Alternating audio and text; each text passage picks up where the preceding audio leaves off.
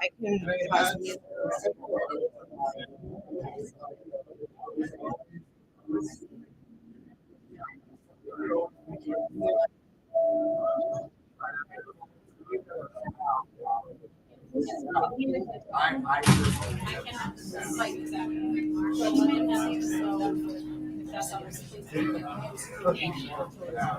And I think we're at the board, so the board is finding that we're out.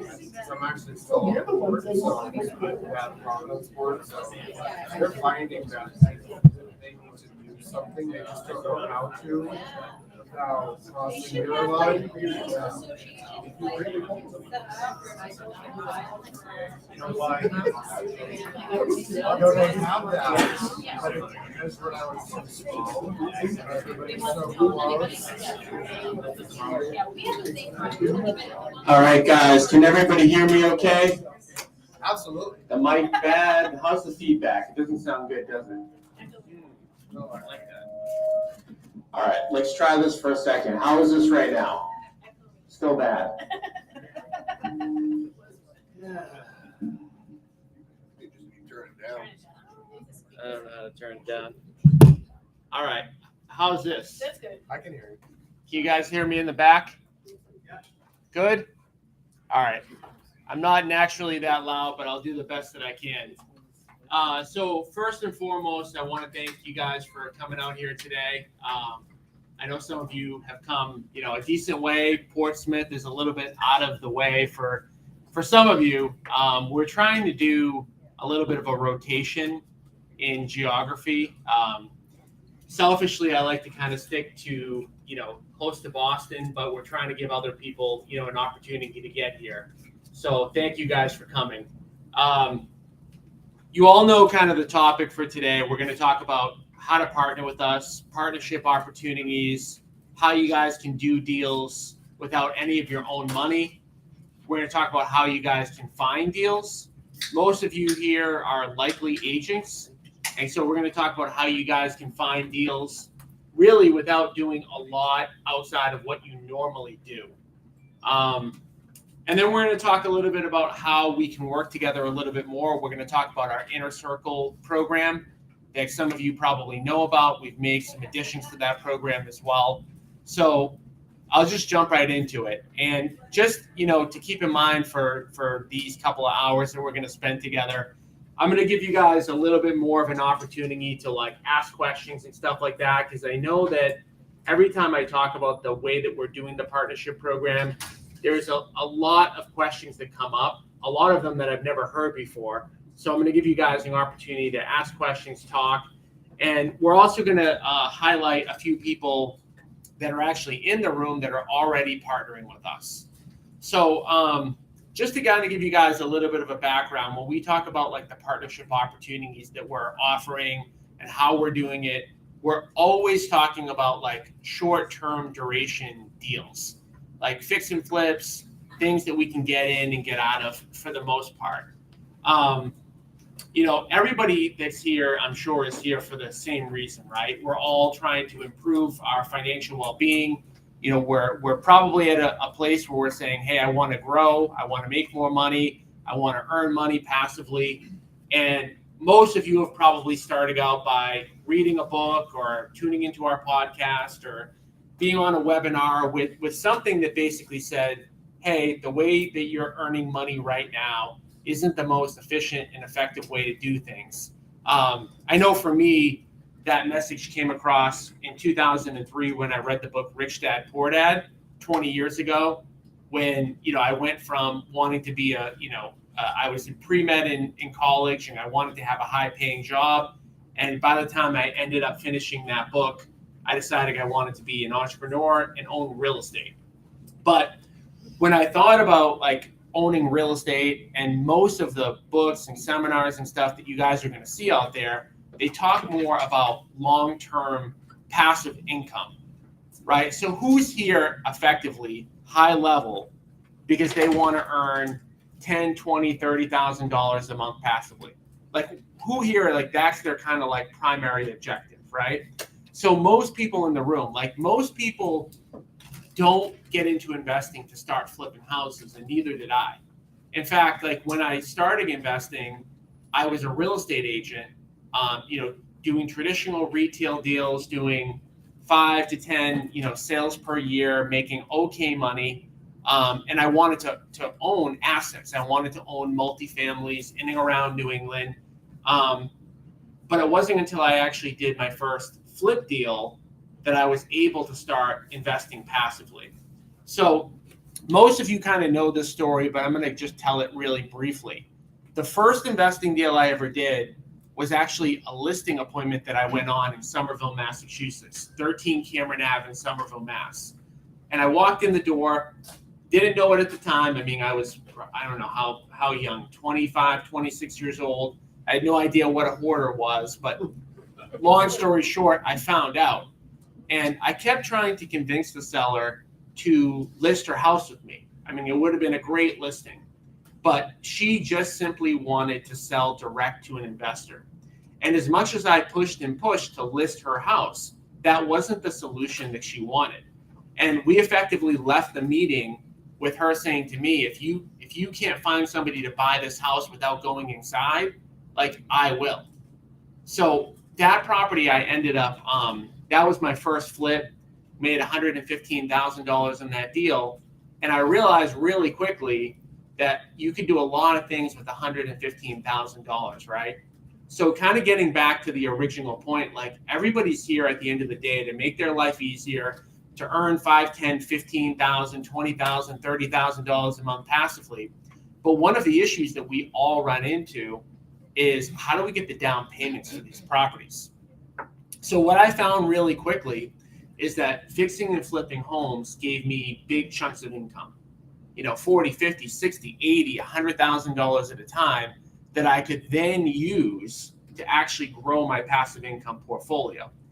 And I would say 9 out of 10 investors that I know that have grown a $10,000, $20,000, $30,000, $40,000 a month passive income business have done so by following a simple formula, which is that they flip 1 or 2 or 3 houses, use that money as a down payment for a passive income property, and they just repeat that process, right? That's kind of the most tried and true investing method that I've seen. It's what most people who do that do. Because at the end of the day, it's not that easy to come up with a bunch of down payments on these multifamilies, right? I mean, if you need $30,000, $40,000, $50,000, $60,000, $100,000 per multifamily, like how do you come up with that money? And how do you buy a property every year or every 2 years? I mean, you only need to buy a property every couple of years to achieve financial freedom within a 10 to 12 year window. But how do you keep coming up with that money? Unless you're an extremely high income earner, flipping makes a lot of sense. Now, the story that I just told, which was the first deal, it's the deal that my brokerage is named after.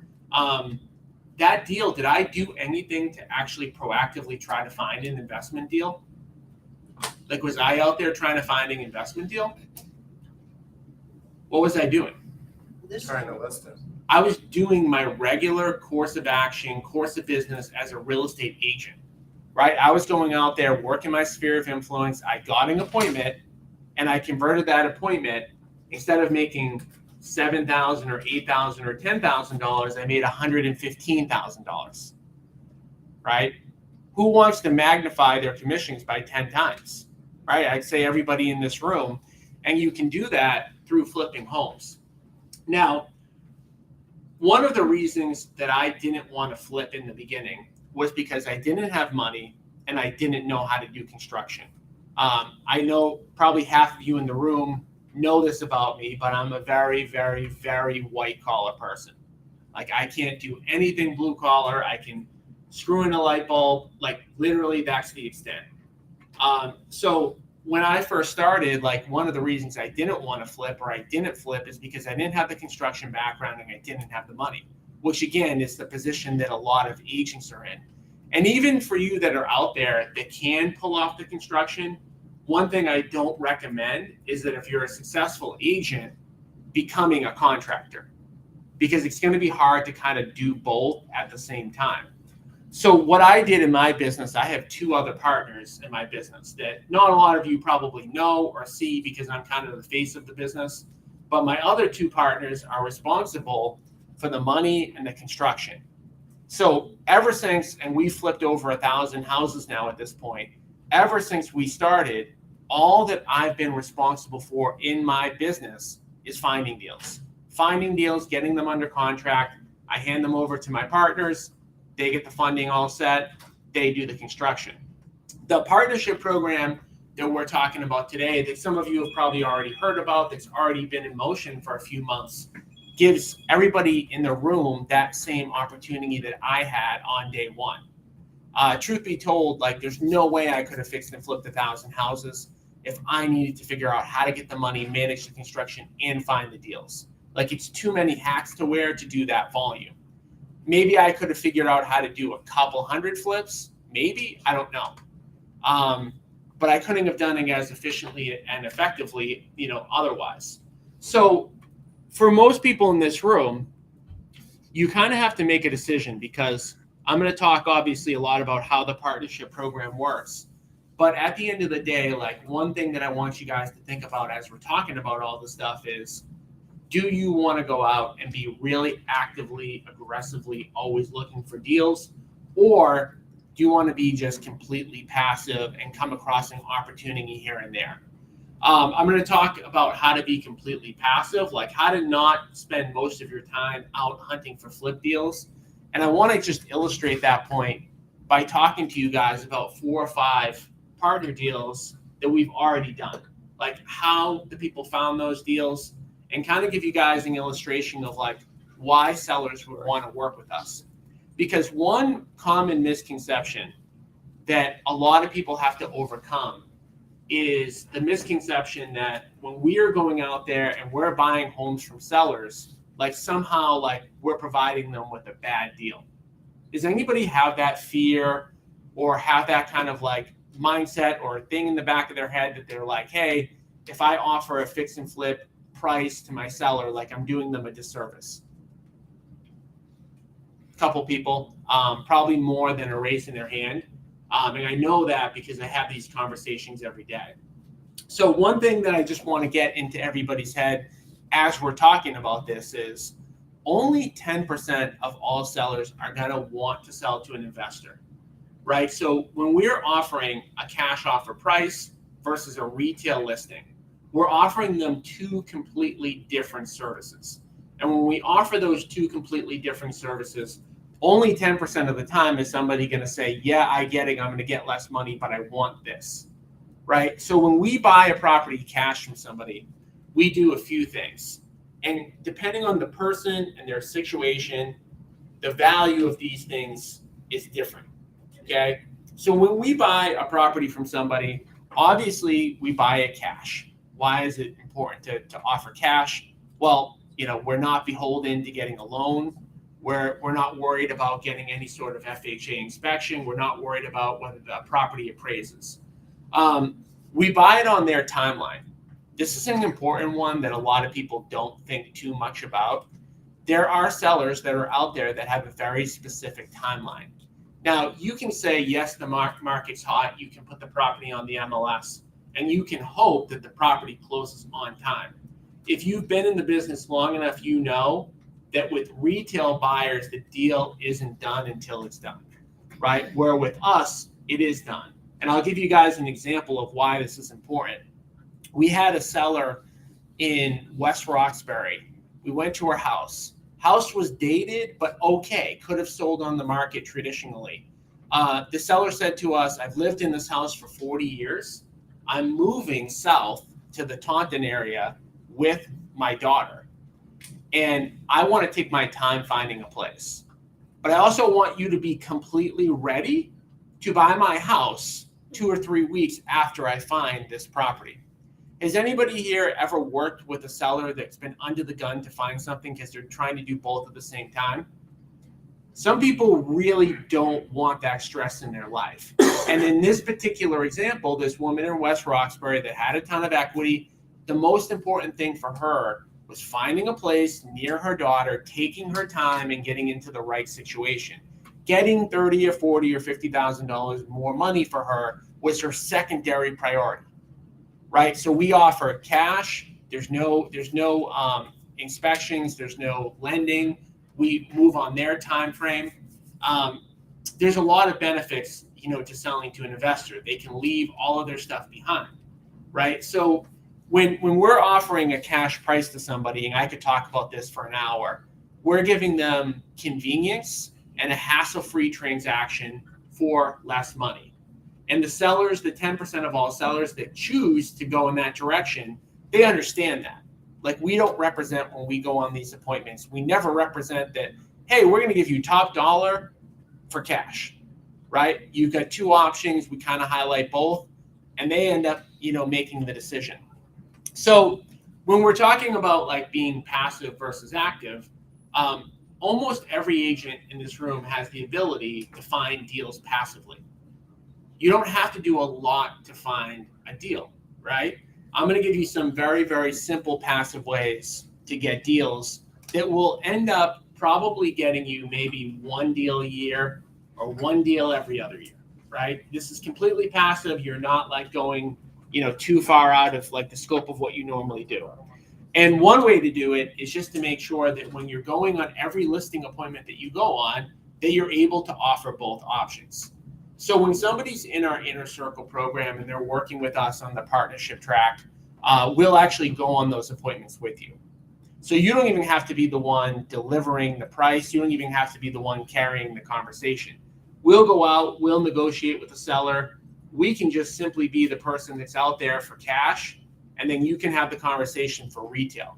So we'll go on every one of those appointments with you. And I'm talking about easy, simple, passive ways that you guys can get deals, get a deal every year, 2 deals a year, 1 deal every other year, just by adding, that to your listing presentation.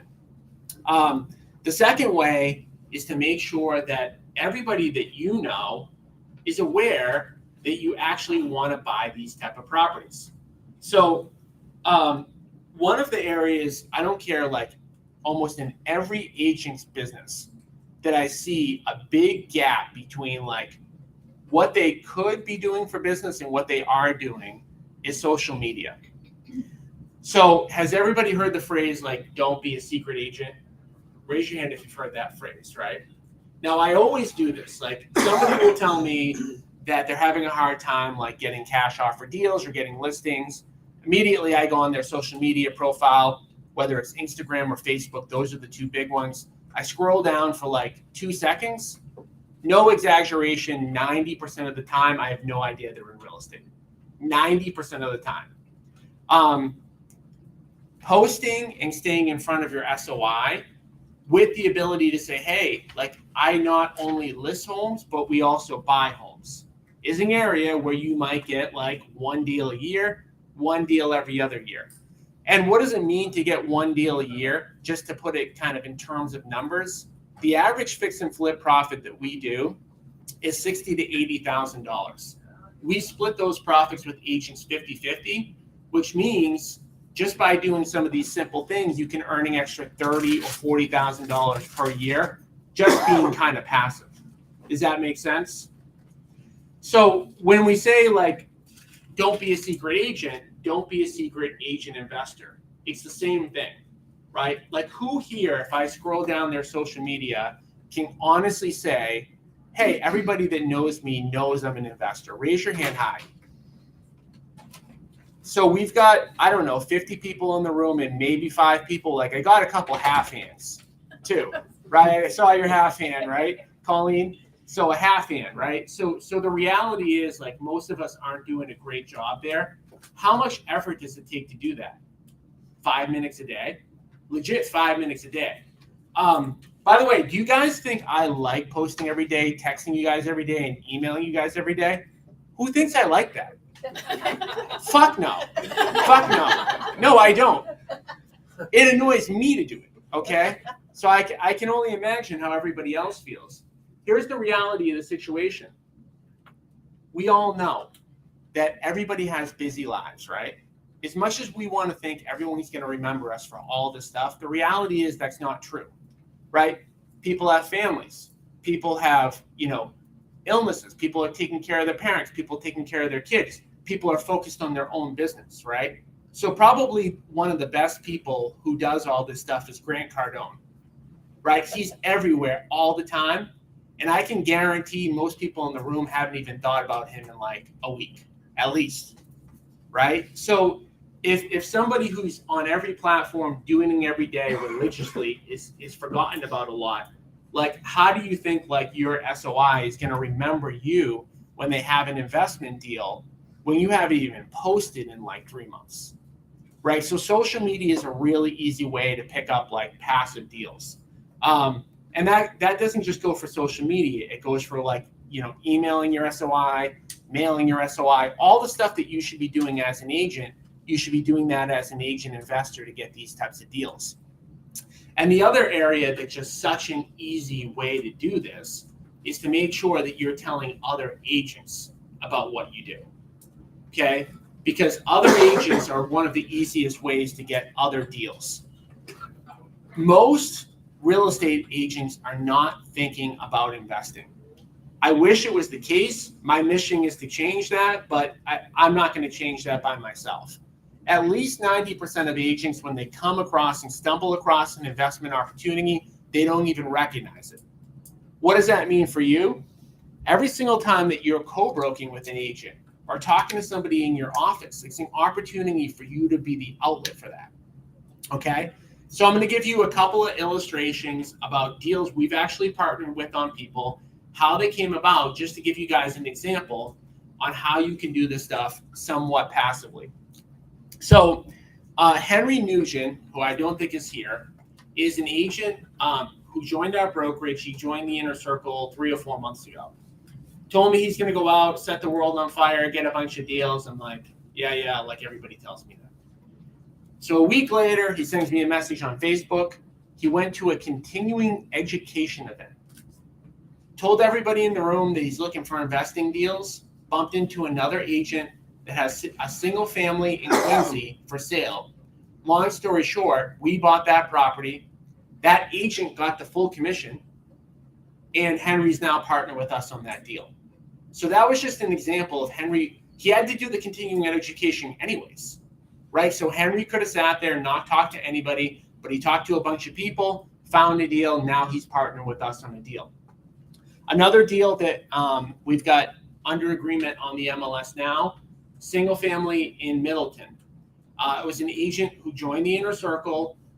She joined by investing $50,000 into one of our apartments. Told me that once in a while she stumbles across, off-market opportunities. She went on a listing appointment in Middleton. Property needed a decent amount of work. Septic failed.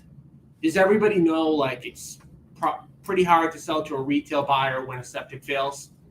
So, like, this is an example, right, of her basically identifying, oh, I know that needs to sell to an investor, so I'm going to bring Ocean City in to make an offer. They did that, and we put that property on the market. That property's under contract now. $80,000 to $90,000 profit, okay? Which isn't out of the realm of possibility. There are deals where we make much less, but all that she did was identifying opportunity that, she normally would see. Now, what she said to me, and I know this is true a lot of the time, this seller did not want to go on the MLS. So normally what she would have done is try to find an investor and maybe make that commission up front and hope to get the listing on the back end. So what's the difference net to her? Okay, well, it was a $300,000 purchase up front, so she might have made $6,000 up front and a $500,000 resale on the back end. Maybe she would have made another $10,000, $12,000 there. So the difference is over $25,000 to her, just because she's working with us and, she can do as many of those deals as she wants. Another example, we got a couple people in the room who've actually partnered with us. Mike Prue, how's it going, Mike? Good. Mike, I know you're not too shy, so so why don't you just tell everybody in the room just quickly, if you don't mind, like how you found the deal, how we work together, and then like I guess how things are coming along.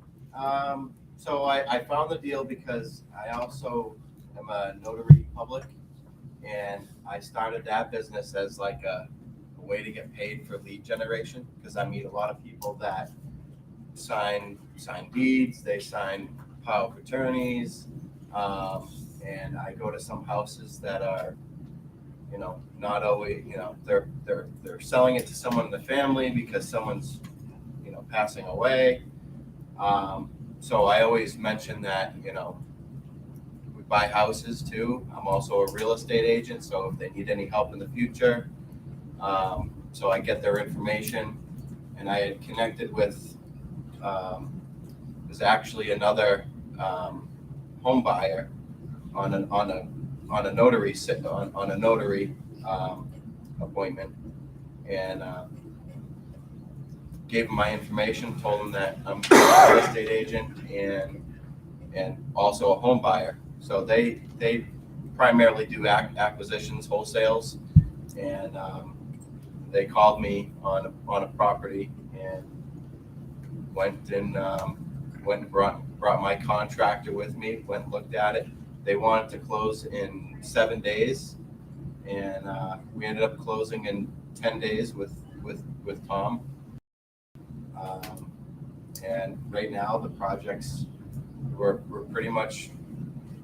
well into it, probably just about halfway through. We just started it, got all the cabinets picked out, flooring. We just had the upstairs carpets measured.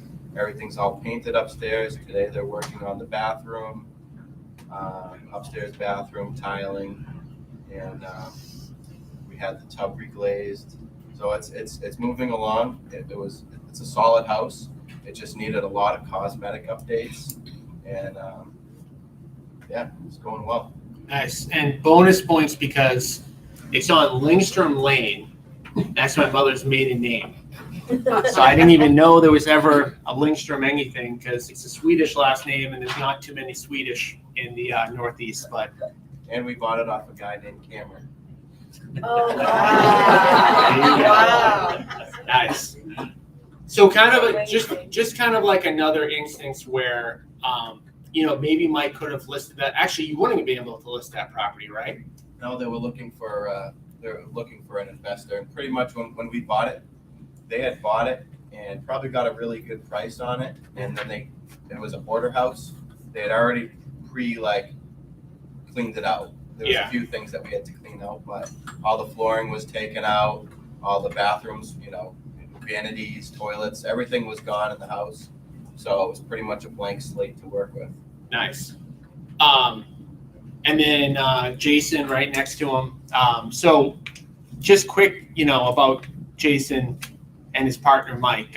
They fix and flip a good number of houses. They buy and hold and do all the same stuff that we do.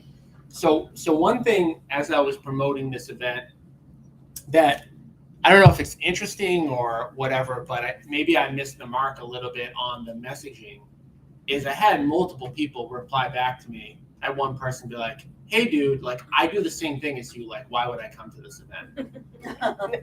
Right? And I'm like, well, first of all, I could probably teach you way more than you already know. That's just first of all. But second of all, you guys, even if you do this, you're going to come across deals that you don't want to do for many different reasons. It could be a geography thing. So we buy, fix, and flip in all of New England. It could be that you get tied up on multiple projects. It could be a type of project that you don't want to do. It could be a tighter margin project that you don't want to take on. There could be 1,000 reasons why, even if you're in this business and you're actively looking for deals. I mean, this used to happen to me all the time in the very beginning. We would find too many deals all at once and then we could only do one. So this eliminates that from happening. So Jay, can you just give us the high level of that deal and why did you decide to partner with us? Yeah, so kind of mentioned it. So we market for properties. We're active. We do big renovation, fix and flips, we buy and hold, and we wholesale. And good problem is we have about 4 projects going, which is a good problem. Now we have another one, and the bandwidth and the capital to do these deals is very high. So, I mean, we could have pushed to do it, but it wouldn't have made sense. And, you know, I've been working with Tom and the company for many, many years. This is actually relatively new, right? The Yeah. partnership, I mean. 4 Yes. months. 4 Yeah. months. Yeah. So, I messaged Tom quite a bit, and messaged Tom, hey, I got a deal over here. It's in a great spot, but it was kind of like one where we're a little bit tied up, and 2, this is kind of a big project. It's a big single in Andover, and it would have been tough for us to, not that we couldn't, tough for us to do it, and just said, hey, Tom, let's take a look at it, and sent over the project manager, Jim Cook, and we were able to, you know, work together on it. Now, one of the other things we do, I don't know if anyone else does this regularly, is we consider wholesaling. And lately, it's been a little bit of a challenge to wholesale because there's been a lot of litigation going on when you make an agreement with a seller, and all of a sudden, they don't want to sell to you anymore. And part of that is wholesaling is great, and we were going to consider that, but a lot of the deals we've recently tried to wholesale, you know, we have a pretty good list, but people leak information. There's people knocking on their door. So now a deal that you would have had is gone. So we're like, really, like, do we really want to put this out there and deal with this again? And for years and years, I mean, this happened, but it seems like relatively in the past, like, year or so, we're paying more for deals, and we're doing really good deals for sellers in a direct offer fashion. In my belief, the percentages are lower, but yet they're more and more pullback after you make that agreement. And if you're in that situation, it's not a good situation, because now it's up to you to enforce the sale or decide to go forward or not. And then we look like the big bad wolf if we have to do that sometimes. But that being said, we spend a lot of money on marketing. We make agreement. We do and don't do projects based on the projects we have in line, and we just don't. We want to avoid that. So, like you were saying, why would someone that does a lot of deals partner? Well, it's quiet. Yeah. Right. And we're gonna do this deal, and you know, yeah, we have to wait. But the risk to wholesale right now, I mean, wholesaling has been good for us. Don't get me wrong, but I don't know. It's just one of those things that we've had a challenge with lately. Yeah. The other thing with wholesaling, and wholesaling's fine, is you are kind of like almost like capping your income a little bit. When you flip, this doesn't happen all the time, but I'm sure, like, Jay, you could attest to this, and anyone who flips can attest to this. Like, 1 out of every, like, 4 or 5 or 6 properties that you do sells for way more than you thought. And we actually partnered on a deal in Andover with another team in our office, and we made over $200,000 on that deal. And the reason why we made $200,000, truthfully, is just because somebody way overpaid. Why they way overpaid, I don't know. I can't explain it. Like, there were no comps to justify it. But when you're partnering with us on these deals, you get that upside. And by the way, you get no downside. Like, there is no money required when you partner with us. If we lose $100,000 in the deal, like, you're not -50, you're 0, right? So keep that in mind too. So I do want to talk just really quickly about, like, identification in general. So it is my opinion that I think that if you're an agent, you're much better off, like, always having a cash offer in your back pocket. But I do want to talk kind of, like, just quickly high level about, like, why some reasons that people sell to us that, like, you should be kind of, like, looking for and kind of being aware of kind of in general. This is in no particular order. And I actually did a presentation before, like, on 30 reasons why sellers sell to us. But I want to kind of highlight the ones that pop up the most often. One is inheritance. So if you kind of think about like somebody inheriting a property, a lot of times it's multiple people that are taking over the property. Well, who's responsible for getting the property market ready? Who's responsible for house ready? Who's hiring the realtor? And then the person who's doing the work has to split that profit, 2, 3, 4 ways. And a lot of times somebody who inherits a home, they're paying taxes, they're paying insurance all throughout that time. So they want to usually do that quick and fast and conveniently. So that's a very kind of common thing. Mike said that we closed on a property in, I think he said it was Like 10 days. 10 days. Yeah. We had a property that we had to close on in 4 days. Now, this is not common, but this was a property that was going to auction. Seller was going to get nothing if we couldn't close on the property in 4 days. In 4 days, we made that happen. Now, I will say that people thinking that like they're behind on their mortgage like is a common thing. It's actually not one of the most common things, but it can be something that pops up. Septics are kind of like a no-brainer.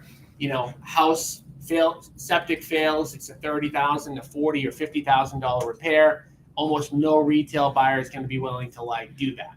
So that's another very common thing. The obvious of a house needing a lot of work. When properties need a lot of work, typically retail buyers don't buy them. Of course, you walk in. Another one that I already mentioned is hoarding and just the mindset with somebody that doesn't want other people in their house. One of the more common reasons that people sell to us is just that they don't want other people in their house. They don't want other people knowing that they're selling for whatever reason. It could be like maybe their house isn't as clean or as tidy or whatever, but they don't want somebody seeing like the inside of their house. I talked about the timeline one. They want to sell and move in a very specific, period of time. Maybe they're moving out of state. Another one is just an age factor. Like, hey, I've owned my house for 40 years. I have a ton of equity. I want to get to my next place with as minimal hassle and headache and stress as possible. And maybe my house doesn't even need that much work, but I want a guarantee and I don't want to have to market my property. Some people hate realtors, believe it or not. Like they just think that paying a realtor is like, a waste of money and they just want to sell their house themselves. And the list can kind of go on and on and on. But again, like if you have an opportunity for us to go out to a property, we'll go out to that property with you. We can be the one to deliver the cash offer price or talk to them about different options. So that kind of leads me into the next point, which is just like, how does this actually work? So I have a team of 5 or 6 people that are out on the road every single day. I really don't need almost any notice to get out to a property. So you could literally give me an appointment that we could go on today, and we can most likely be there today. Worst case scenario, maybe the next day. So people that we work with typically just send me a message on Facebook saying, hey, I have an opportunity. Whether we're going to go out on it with them or maybe they've already gone out on the appointment, it is definitely better for us to go out there. But if you can't have us go out there, you've already gone out there, that's okay too. When we get out there, we're going to pretty much know about what we can pay for the house. We're going to be kind of reconciling repairs and maybe like, is this a 2-bedroom or a 3-bedroom? But we're going to have a pretty good idea of what we can pay. And we're going to go out there, we're going to bring our purchase and sale, and we're going to want to get into an agreement with the seller if the deal works for them. But we know these are your leads. These are the people that you talk to. This is your deal. So we're going to tell you kind of what we believe and what we found to be best practices on these. Yes, we want to go into contract sooner rather than later because we know that the longer time goes on, the more issues we have with getting a deal locked down. But it is your client. It is the person that you're working with, and however you want to proceed is totally kind of fine. So we'll go out, like I said, we go out 7 days a week. We just need a little bit of notice, like a few hours notice. We'll go out there with you. We have the contracts. We'll give them a deposit or anything to kind of bind the deal. And then we'll buy it, at whatever date and time that we agreed to buy it at. There is no money, like I mentioned a few times, no money out of pocket for the agent whatsoever. There's no construction input necessary for agents. Once in a while, an agent will be part of that, but there is no requirements there for an agent to manage the project or do anything like that.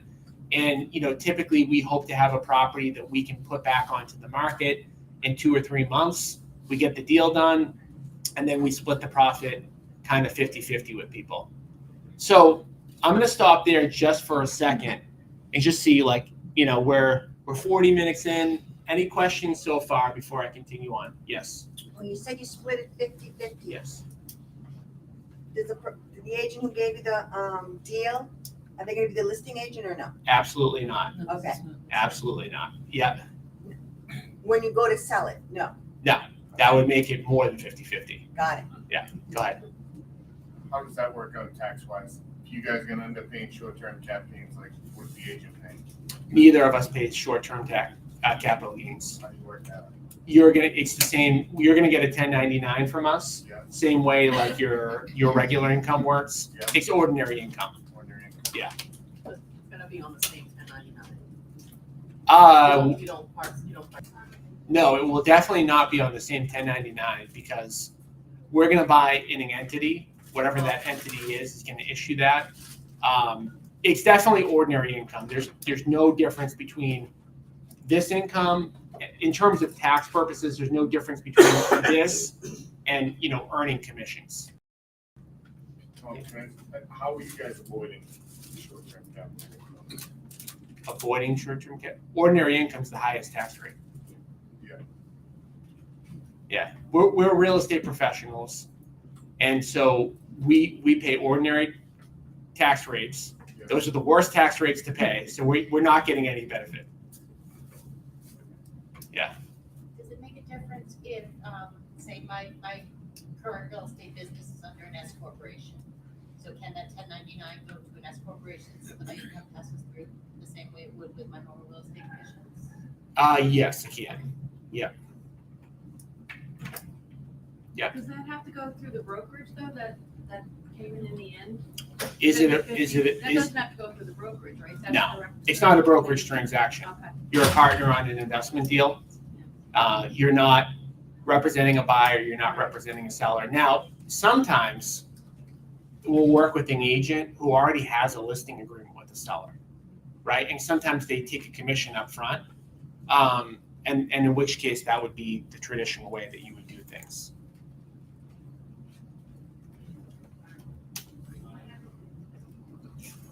All right. Anything else before I continue on?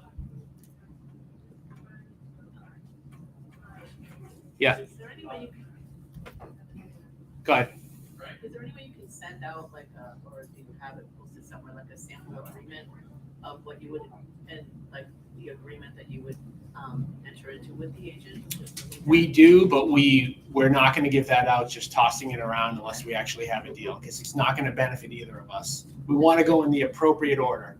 Step 1, get a deal. Step 2, get the contract. But we could see it before we enter into. Oh, absolutely. Yeah, of course. Yeah, and 99% of the time, it's a very easy thing to kind of go through. It's like a couple-page document. Like, you can have an attorney review it if you want. You can review it if you want, but it's like it's very simple. Like, and it just states in there, like, we're buying the property, we're putting up all the money. You're not responsible for the money. We handle all the improvements. You're not involved in the improvements, and then we split the profit 50-50. Yeah. All right. What states are you open to? So, get that question a lot. But the answer to that question is probably not what you think it's going to be. A lot of times when I get that question, it's because somebody's on a wholesale list in Kentucky and they want to know if they can bring me a deal if someone email blasted them in Kentucky. The answer to that is no. We need to be directly communicating with the sellers. If you have the ability for us alone to get into the seller's living room, we will do a deal anywhere. But it doesn't matter what state you're in. if you're on, like, if you see a post in a Facebook group, hey, I'm wholesaling this deal, and then you bring it to us, like, that doesn't qualify. So you would have to actively market like in another state. Like, I mean, everybody's here is local to New England. You'd have to be actively marketing in another state for us to partner with you. Does that make sense? But how far are you willing to go? We're willing to go far. So don't worry about that. The thing I would focus on is getting face-to-face seller appointments. However you can come across that, that's what I would do. And when I say face-to-face seller appointments, just to be crystal clear, like, we're able to go in the living room, talk to the seller, not talk to a wholesaler, not talk to another agent. Can you do that through Zoom? We could do it through Zoom if we're talking to the seller. Yes. We need to talk to the seller. Okay. Right. So my just a little confusion clear up. So when the agent's only involved when we're trying to provide you a deal, right? Yep. Or like we find a client. Now at the end, when the house is all ready, Yep. the agent's not involved in the listing. Agent's not involved. So on these deals, just keep this in mind, right? These are going to be deals where agents are going to make $25,000, $30,000, $40,000. The other $5,000, $6,000, $7,000 on the back end, Right. like, that's, I mean, if you want to just list the house and provide us with the lead, we'll give you the listing back. We'll give you that option if you Let's see, want. that's in my mind, it would be the sales that would want on my record. So like, Yeah. I don't care about the commission. I would care about being part of the listing. Yeah.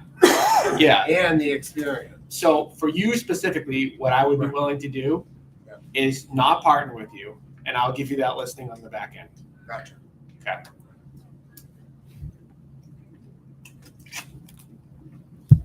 All right.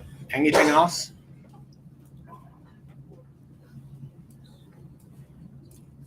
All right. So we talked about, like, average profits.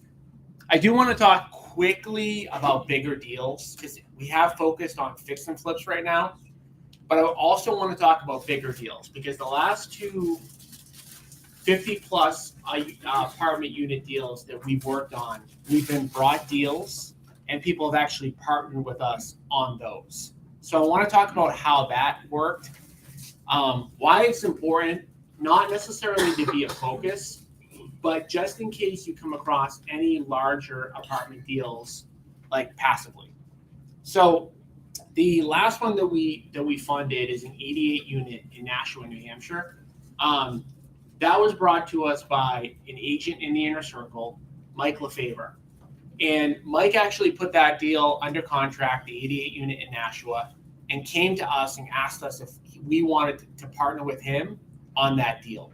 So in that case, Mike brought the deal, we brought the money, and we're actually working out something together where we're kind of co-managing the construction. And Mike is now a partner in that deal. So that deal, when it's all said and done, will throw off somewhere around $300,000 per year in passive income.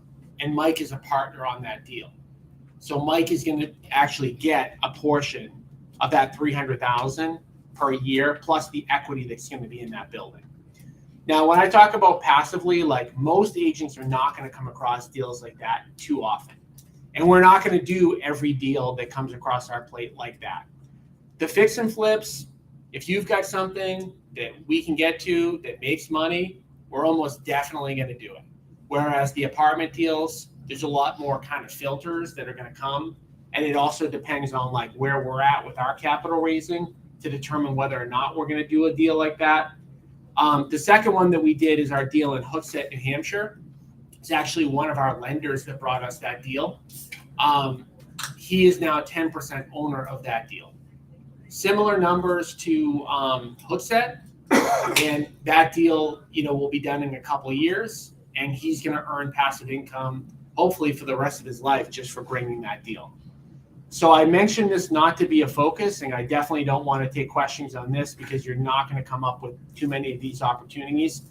But the same rules apply. Like, this has to be us negotiating directly with the seller.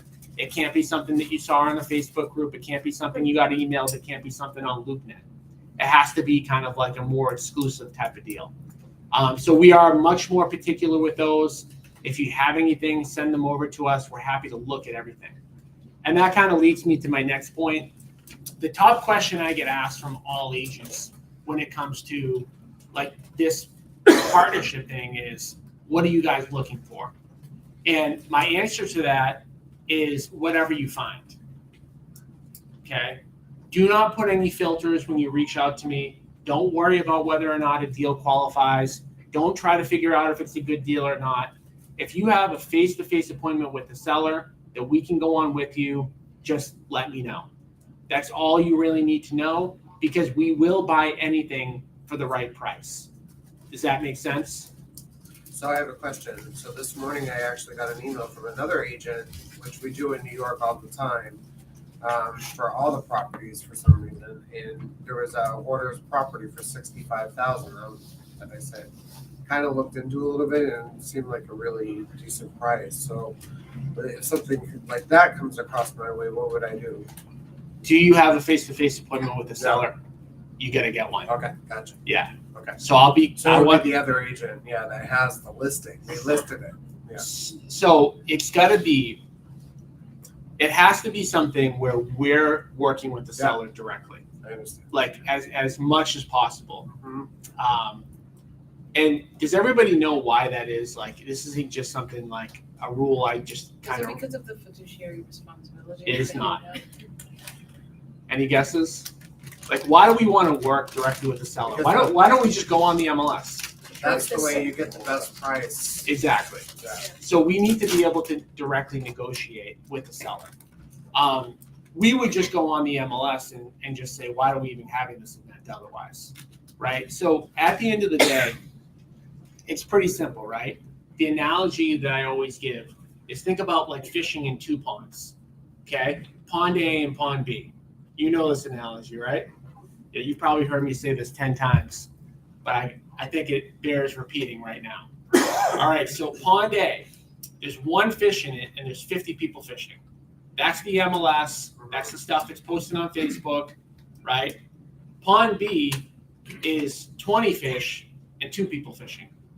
Okay, what pond do we want to fish in? B, right? Sounds simple, right? But like at the end of the day, like finding Pond B is a lot harder, right? So everybody's natural inclination is to run and go to Pond A. Because everybody's there, right? Everyone's there having a good time. You see everybody, but there's really no fish there. So just like that analogy, could there be in like 1 out of 1,000 properties where you could find a deal here? Yes. But I can tell you that I don't want to spend my time dealing with those properties. We're looking for Pond B. We're looking for like 1 million fish, 1 or 2 fishermen. That's it. Like we're meeting directly with the seller.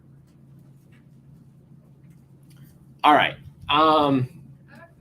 Yeah.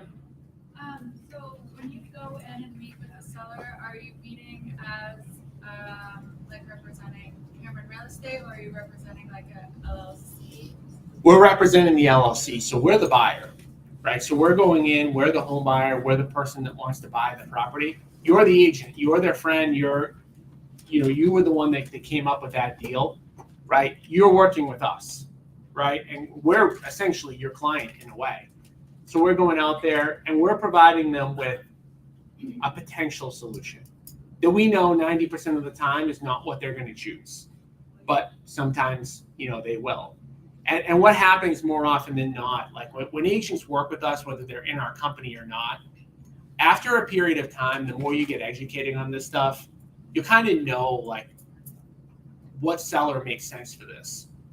I know it probably seems obvious, but it is a little bit more, it takes a little bit more experience than you would think, because it's easy to kind of judge a book by its cover and assume things based on condition of the property or location or conversation. But when you really dig in deep to their situation and what their motivation is, and you ask them a bunch of questions to kind of figure out what they want, it becomes kind of obvious whether or not we should be in the mix of that solution. So yeah, we're coming in, you're their friend, you can always list the property for them. But, if they want, a more convenient way to sell their property with no inspections and no mortgage contingencies, and they can leave the stuff there, or if they have a failed septic or whatever, like we're happy to kind of provide that as a solution.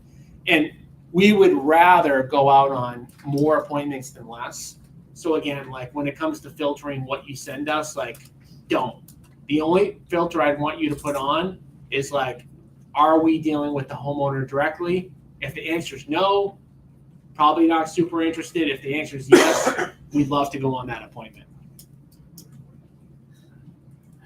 You get calls from other brokerages, like the brokers saying we might.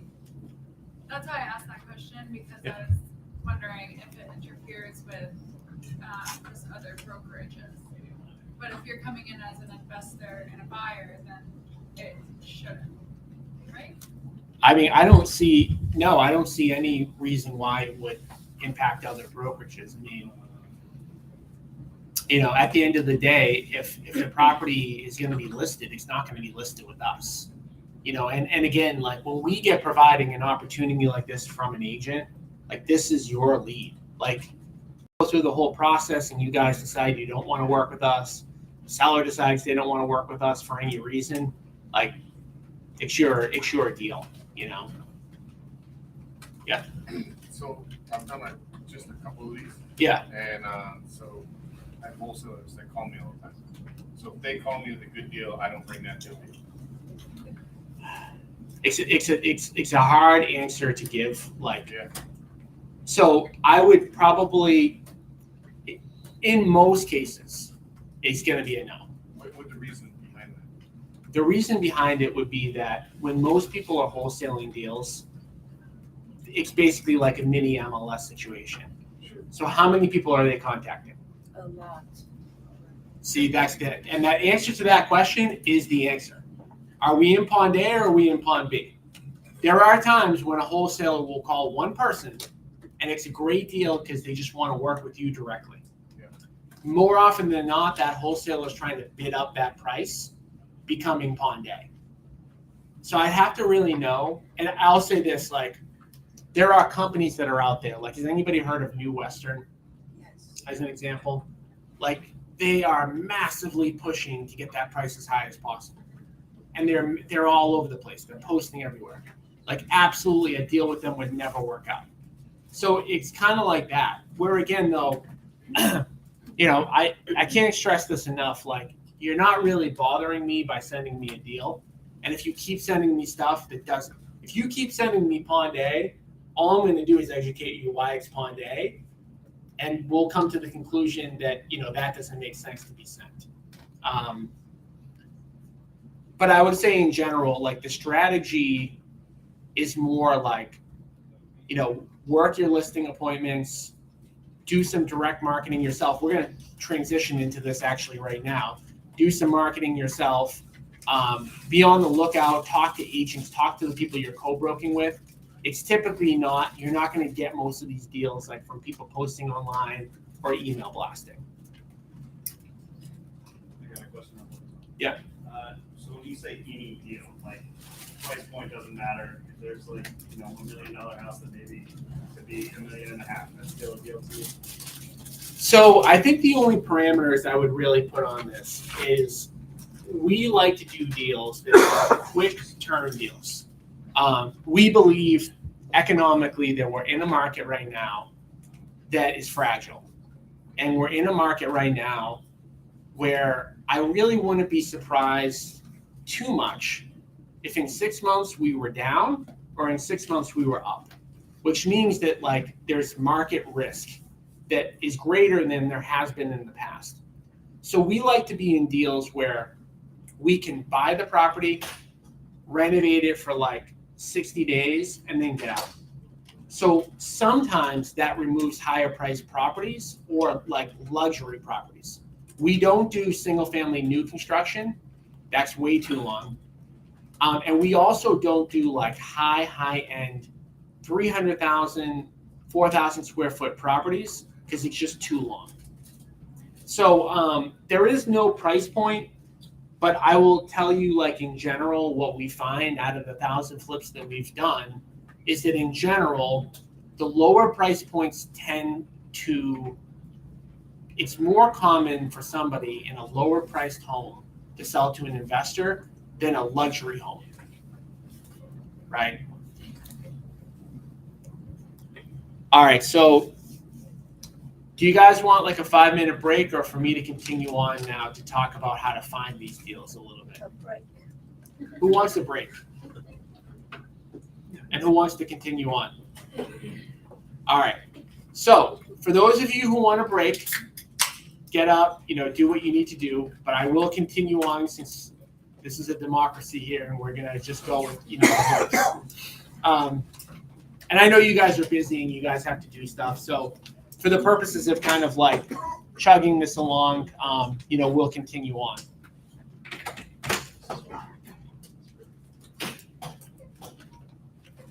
All right, so when it comes to finding deals, everybody in this room has to make a decision.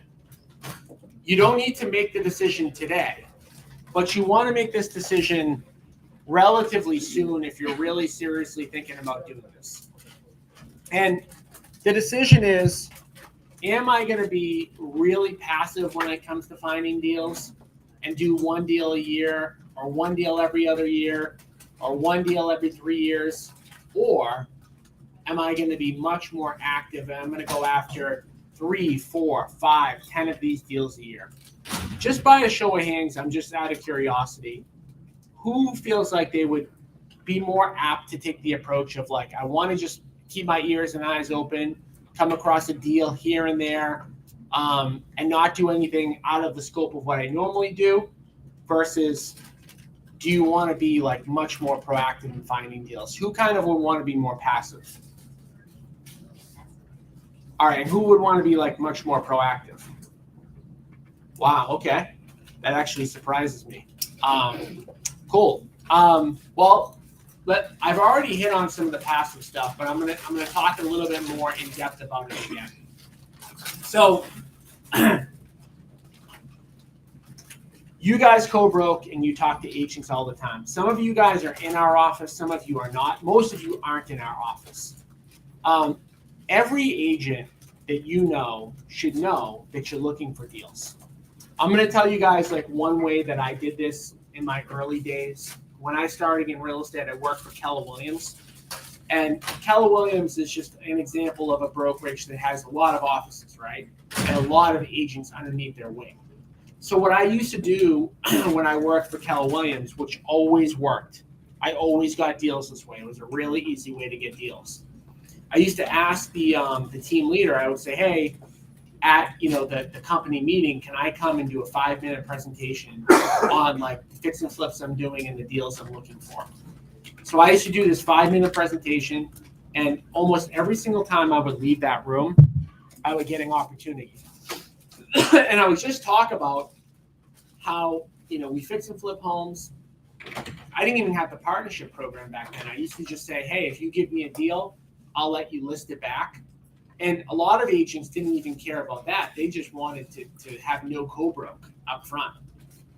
So for an agent that does that with you, like if you were to go around from an office to an office type of thing, and you can do this anywhere. It doesn't have to be like within your own brokerage. It could be at a National Association of Realtors. It could be any congregation of agents where you have the ability to do any speaking whatsoever.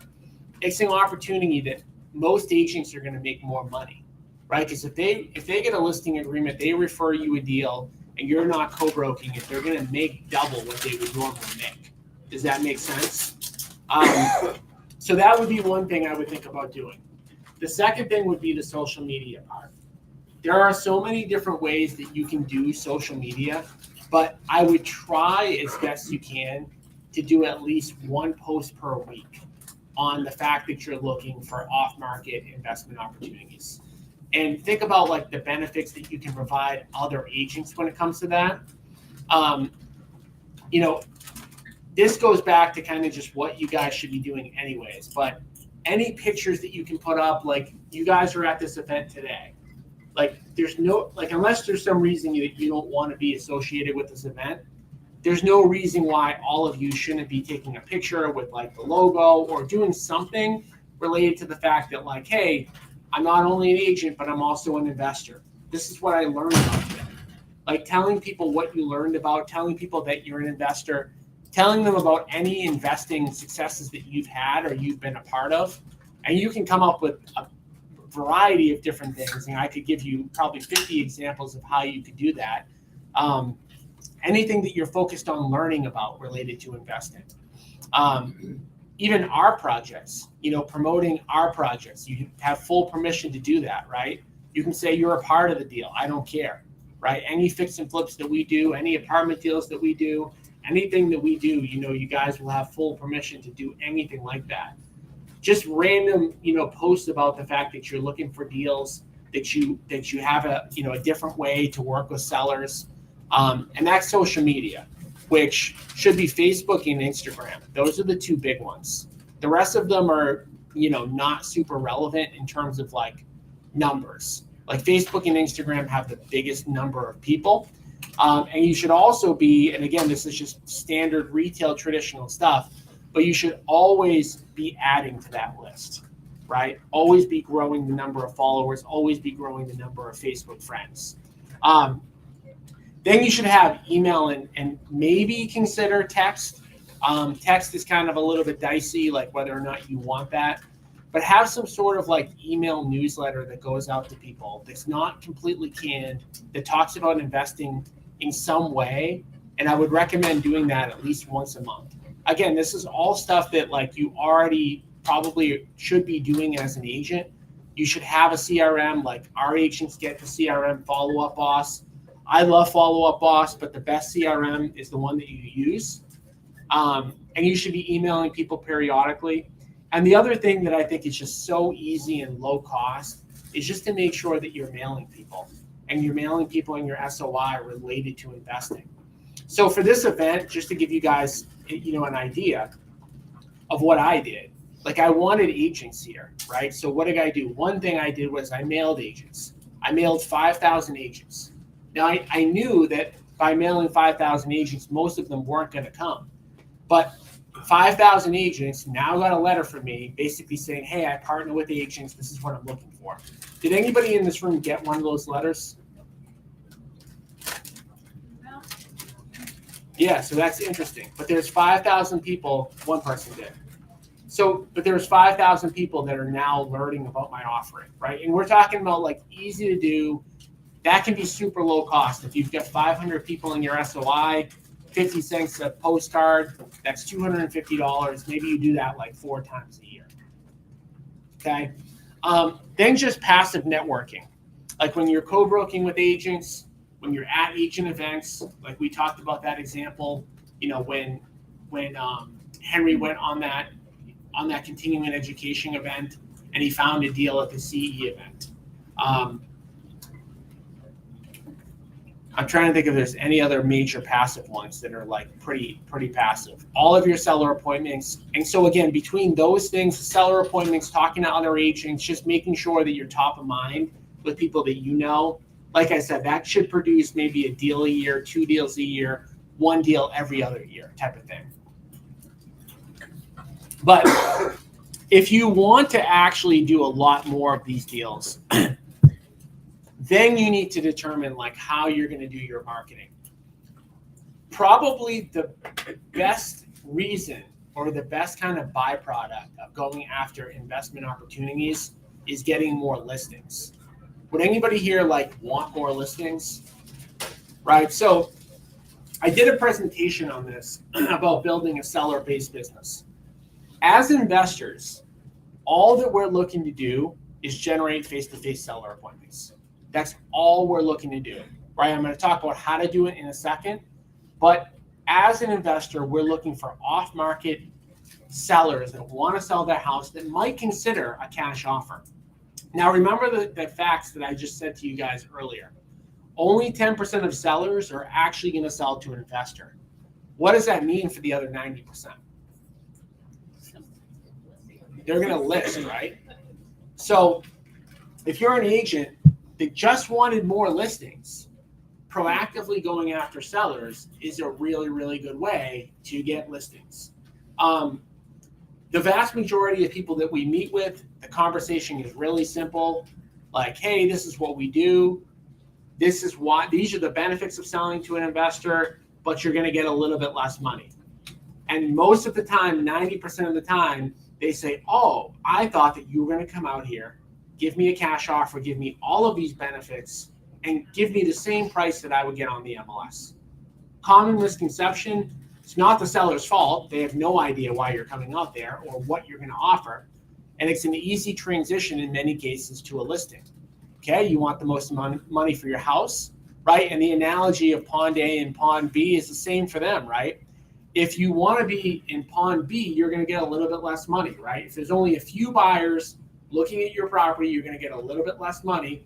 Or you could bring your property into pond A, where every buyer has access to it. You're going to get the most amount of money. So the question then is, like, how do you actually achieve those seller appointments? Okay.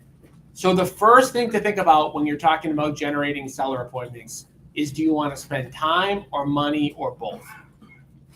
There's really no other way to get seller appointments besides spending time or money. And most of you guys are already really good at this stuff, but if you want to be more direct with going after this stuff, you have to first think, like, am I going to have a marketing budget, or am I going to do this stuff for free? Now, when I say, like, have a marketing budget, on average, what do you guys think it costs me money-wise to get a seller appointment? Like, how much money? Raise your hand. Somebody give me a guess. $10,000 per appointment? 800. Who said 800? 1,000. 800, 1,000? 100. 100 what? Dollars. $100. So we got everywhere from $100 to 10,000. Yeah, it's closer to like $800, $900, $1,000, $1,200 per appointment. It really depends on where you're putting the marketing dollars. Like, there's things like mailers and pay-per-click and Facebook ads. So if you need 10 appointments to actually get a really good deal, right? Because 90% of the people are not going to want to sell to an investor. Then you need to spend $10,000 to get a deal. That's just rough numbers, high level, with a lot of data. So for most people, when they hear that, they don't want to spend $10,000. If you do want to spend $10,000 and you're willing to have a budget of like $2,000, $3,000, $4,000, $5,000 or more per month, the best way to do it is mailing and pay-per-click. The difference between mailing and pay-per-click are pretty simple. What's more important to you? Is it to have a really targeted seller, or to have a little bit more motivated but untargeted seller? So I'll explain the differences really quick, and then I'll stop for any questions on this. So when you run a pay-per-click campaign, you're paying Google for certain keywords. Like, everybody knows, like, you put a search term into Google and an ad comes up, right? You guys know what that is? So you could have the search term "sell my house fast," right? And that's going to pop up, right? Somebody might put that in. If somebody types that into Google, do you think they're motivated? Like, somebody turns on their computer, goes to their computer, types "sell my house fast." Is the motivation high or low? High. It's really high. Now, the only issue with that is, what are they selling? Right? You could get a mobile home. You could get a 2-family. You could get a property in Connecticut. You could get anything, right? So when you're running Google pay-per-click and you're spending the $10,000 to get a deal, you just have to understand that, like, you could get a condo, you could get a townhouse, you could get a multifamily, you could get a restaurant that wants to sell their property. You could get anything. So for some people, that's okay. They're okay with taking like a more wide approach, and they're able to make money on anything. That's our approach. Like, we're able to take any property where the seller's willing to take a discount, and we can make money on that. If you want to be more specific for a number of different reasons, maybe it's like you only want to work in Merrimack Valley, or you only want to work in Hillsborough County, wherever you want to like work, then you've got to take a more targeted approach like mailing. If you're going to mail, you want to make sure that you're doing a few things. Most important thing is that you have that budget. Most common mistake I see agents make when it comes to mailing is they send out 150 letters, and then they reach out to me and they ask me why they didn't get a deal. and I answer them, they are about 19,850 letters short. It's the truth. You're like 19,850 letters short. Just do 19,850 more and then talk to me. So want to be clear about this. A lot of times people will get convinced on webinars and seminars that you can stack lists. You can find like this perfectly motivated person. You're going to send them 2 letters and they're going to sell to you. Like, it's like scratching a scratch ticket. That would be like you scratch one scratch ticket thinking that you're going to hit the lottery, right? It's very, very unlikely. When you're talking about mailing, the most important thing is repetition over time. Has anybody ever got like a letter from Ocean City Development, my company, to sell their house? Okay, how long have you been getting them and how many in total have you gotten? At least 10 over the last 2 years. 10 in the last 2 years, right? So, yeah. I get one every other day. Every other day. That's Whether it. Texting, emails, letters, and people literally talking. Oh, I have letters. Well, we're talking about letters here. Mailing, yeah. So 10 in 2 years of mailing. How about mailing? 1 a week. Do you have multiple properties? We have a multifamily in Manchester, New Hampshire. You get inundated. Wow. Inundated. It's like insane. Yeah, for sure. So just to give you guys, like, I mean, that's a perfect example, right? When somebody thinks I'm going to send out 150 of these, that's the type of competition that you're dealing with, right? So people are sending these over and over again, and that's why you need to do $10,000 of marketing if you're going to mail. So there's a lot more I could say, like, about mailing specifically, but before I go into the free things, because if you're not going to spend $2,000, $3,000, $4,000, $5,000 a month cross paid advertising, like off your list for today, does anybody have any questions on paid marketing before I switch to free marketing?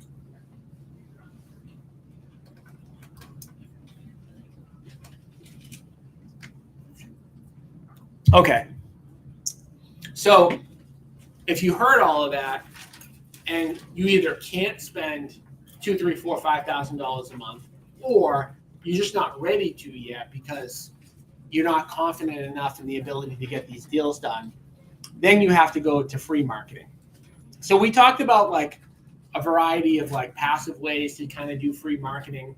And I want to talk about another one really quick, which is just agent relationship marketing.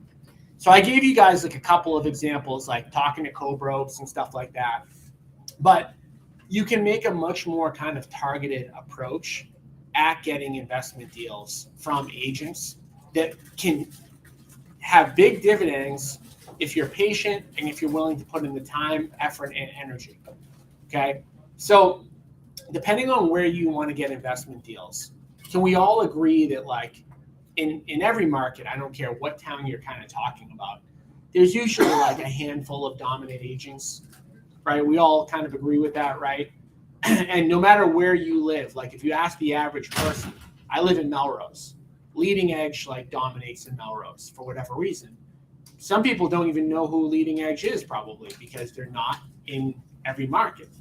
So what you want to do is you want to figure out like where you want to get deals from and then who's selling, who, not just buyer side, but just listing side in those markets. So there's a program that I use.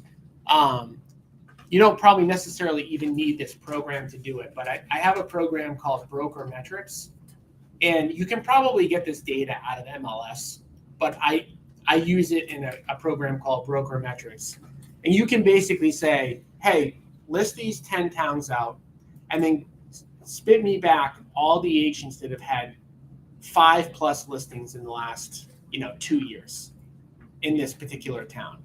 And it'll give you the listing. It'll give the contact information. Not that agents are that hard to find.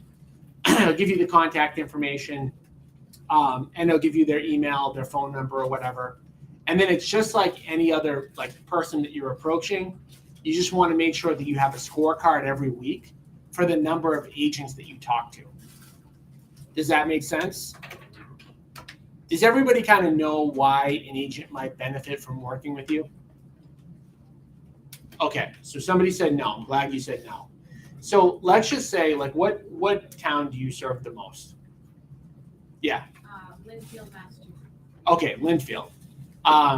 So let's just say in Linfield, Massachusetts, that you come across an opportunity. Let's say it's a house, failed septic, right? Because that can happen in Linfield. House needs some work. And you meet with the seller, and the seller's like, okay, yeah, like I'll list or I'll sell direct or whatever, but I want to work with you. And then you sign a listing agreement with them for 4, 5, or 6%. And now you know about me because I'm promoting and all this other stuff, and you bring that deal to me. And I come in and I make an offer, and I don't take a commission. How do you benefit? Well, I've made the seller happy and got the deal, and I've gotten another half a commission. Exactly. So that's really, in 90% of all cases, that's all that you need to do to have a value proposition high enough. Like, what office are you in? Coldwell Banker. Okay, so Coldwell Banker, really big in Linfield, like does a lot of Linfield listings, right? So if Linfield was your market, like making sure that everybody that you know in that office knows that you're looking for these types of deals, and letting them know that if you bring a deal, like, you're not co-broking it. And in Linfield, that's worth a good amount of money, because even a house that needs a ton of work in Linfield is at least $500,000, and I'm probably being conservative there. So any agent that brings you a deal directly is making an additional $10,000 by bringing it to you rather than to the market. Does that make sense? So if you're going to have some sort of like agent relationship funnel, you want to figure out first, like, who do I want to target based on the locations, and then get a database, and then actually start to reach out to them. Now, there's a million different ways that you can reach out to agents, just like there's a million different ways that you can reach out to your SOI. I like to take the more, let's see, what's the right word? Socially inept approach of not picking up the phone and calling, because it's not my personality. So if I were going to do that, and I was going to say I want to have like 30 agents in Linfield that I want to make sure know about my offering, the first thing I would do is I would go on Facebook and I would friend request all those agents. And out of those 30 people, probably half of them are going to immediately accept my request. Now they're on my Facebook. Now every post I do, they're probably seeing, right? And instead of calling, and this is just me, calling is probably better, but I would probably send all of those people a Facebook message. Has anybody gotten a Facebook message from me? All right, it's real easy for me to do, right? I don't have to pick up the phone because I'm shy. So that's an easy way to go about communicating with people without kind of going too far outside of your comfort zone. But then I would also have those people on an email drip of some sort, right? Not an obnoxious one, probably not one like the ones I have, but one periodically, sending them a newsletter or telling them what you're looking for. So now you're friends with them on Facebook, you message them on Facebook, maybe you're sending them a periodic email, and now you're front and center with those people all the time. So one thing we know about real estate, like they say the 80-20 rule, in real estate agency, it's really like the 95-5 rule.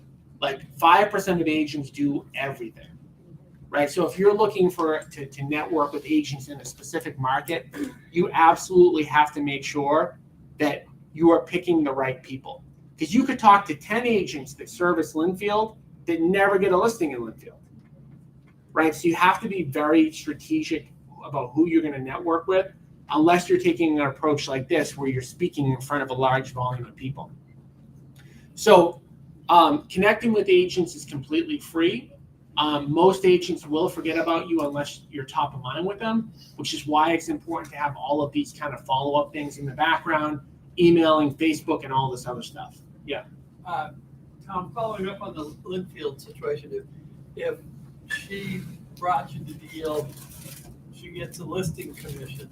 You do the fix, and you get ready to put it on the market, you give the listing back to her to sell it? If we partner, no. Yeah.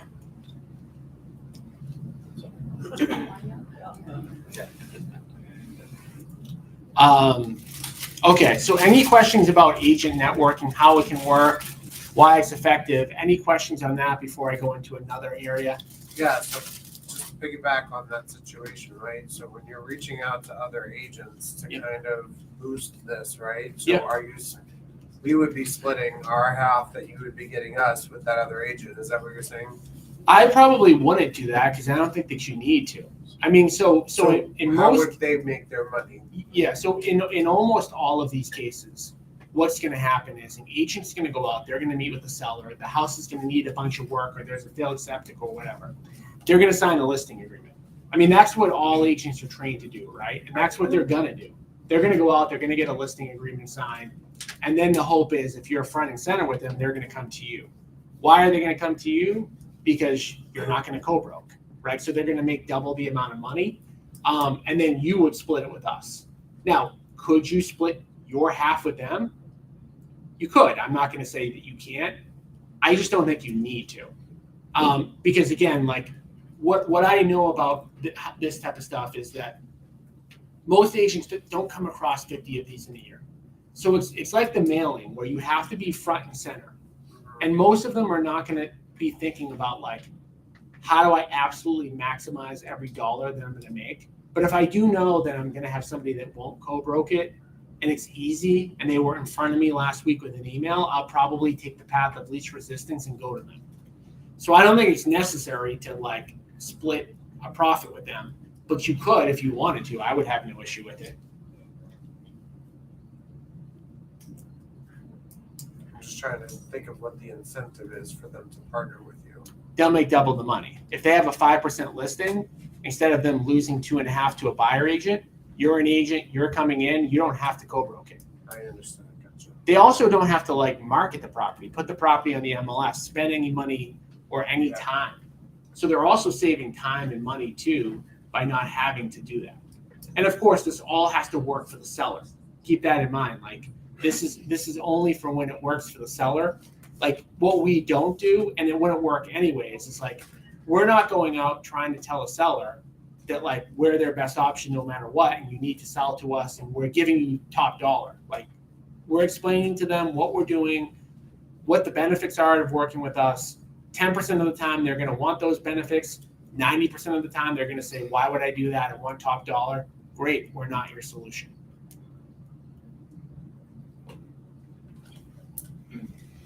All right, so that's going to take time, effort, and energy. It will build. Once you form those relationships, like they should be paying dividends like over and over again, right?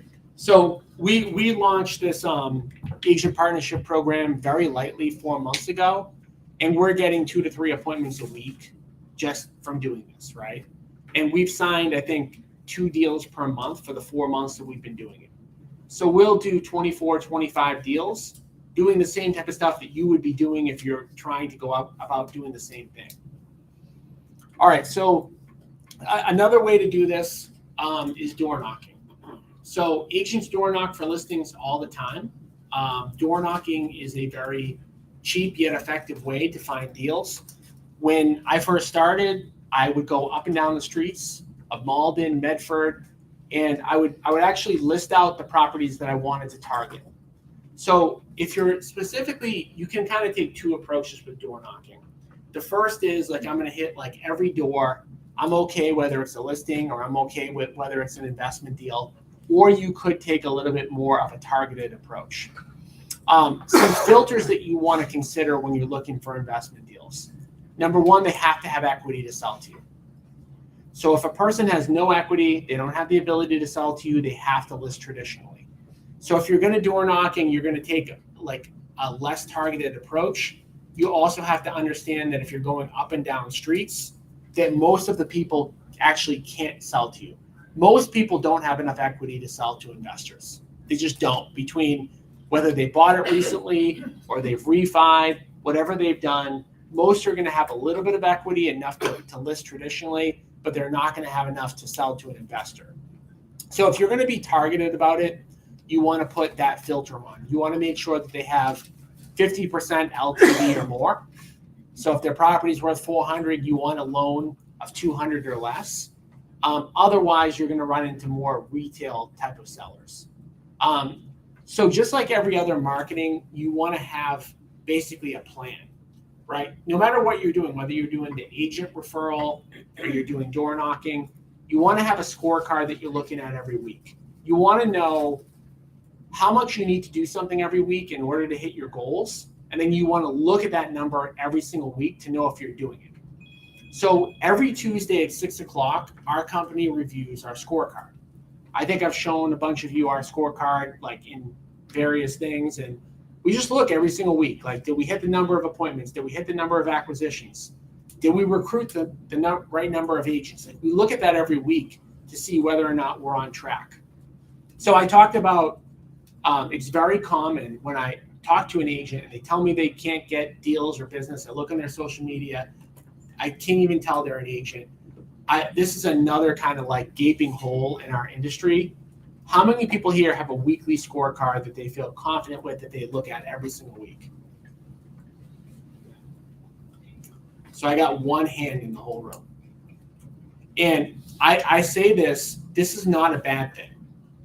The reason why it's not a bad thing is because you're all surviving running your business like a hobby. That's good, because if you actually run it like a business, you'll make way more freaking money. Okay, so you need to know what you're doing every single week. Like, this is part of what we do in the inner circle with people. We look at, what's their 1, 3, and 10-year goal, and we say, okay, what are the activities that you need to do to hit those goals, and what are your numbers that you need to hit on a weekly basis? Like, we know in our company, we need at least 80 face-to-face seller appointments a week. We need at least 2 acquisitions a week. We need to recruit at least 2 agents a week. So we look at all these different numbers, and we can say on a weekly basis, are we hitting it? Because if we're not hitting our weekly goals, we're not going to hit our monthly goals, and we're not going to hit our yearly goals, and we're never going to hit the 10-year goal, right? Most of us are here not for like a 1-year goal, but for like a 5-year goal. The 5-year goal is ultimately, why are you here? Like, what's going to change your life? You're thinking, you came here, I want my life to be X, financially. Like, what is that? Right? Some of you have like a pretty decent understanding of what that is. And then you work backwards to say, what do I need to do every single day? And look at it every single week. So if you're going to do door knocking, like saying I'm going to go door knocking is fine, but how many doors do you need to hit every single week? So when you're going door knocking, you need to know that. And you need to also bring with you some sort of like door hanger or leave behind. Because most people aren't going to answer their door, right? Most people aren't going to be home. But a door hanger, is it better or worse than a mailer, do you think? Better, right? They have to look at it. Like you could, some people sort their mail and they're half looking and whatever. But like if you put a door hanger on somebody's door, they're looking at it. They have to. Literally have to. Right? So it's more effective than a mailer. It's a way to sweat equity it. So if you say, hey, well, I'm at a disadvantage because I can't mail. Well, you could have a door hanger and beat my mailing, 9 times out of 10. Does that make sense? And then anybody that you talk to, you just want to add to your database. So we have a sheet that we used to use when I used to door knock. It would say like condition of the house, address of the house, and it would have some basic information. Then at the end of the day, for every door I knocked, I would enter that into my CRM. And as you get more advanced, maybe you can have a virtual assistant add that into your CRM. And then you have a database, right? When you talk to people, is anybody here like afraid of door knocking? So 2, most people aren't. I found it to be like scary at first, but it was really pretty simple after you kind of started doing it. If you're so scared to do it, but you want to like get the effect of it, you could just go around putting door hangers on people's doors. And that would get you like 80% of the way there. So there's a solution for every problem. But if you do talk to people, the benefit that you get is you'll be able to figure out like when they are selling.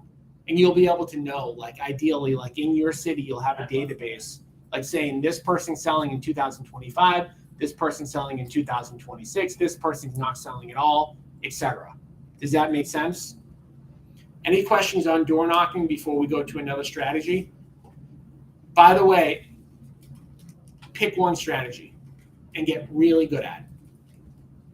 That's a common mistake too, is switching strategies consistently instead of sticking to one strategy consistently. All right. So any questions on door knocking? Out of curiosity, if you're going to pick one so far, who would pick like agent networking and who would pick door knocking? Agent networking. Okay, cool. And then door knocking. Okay.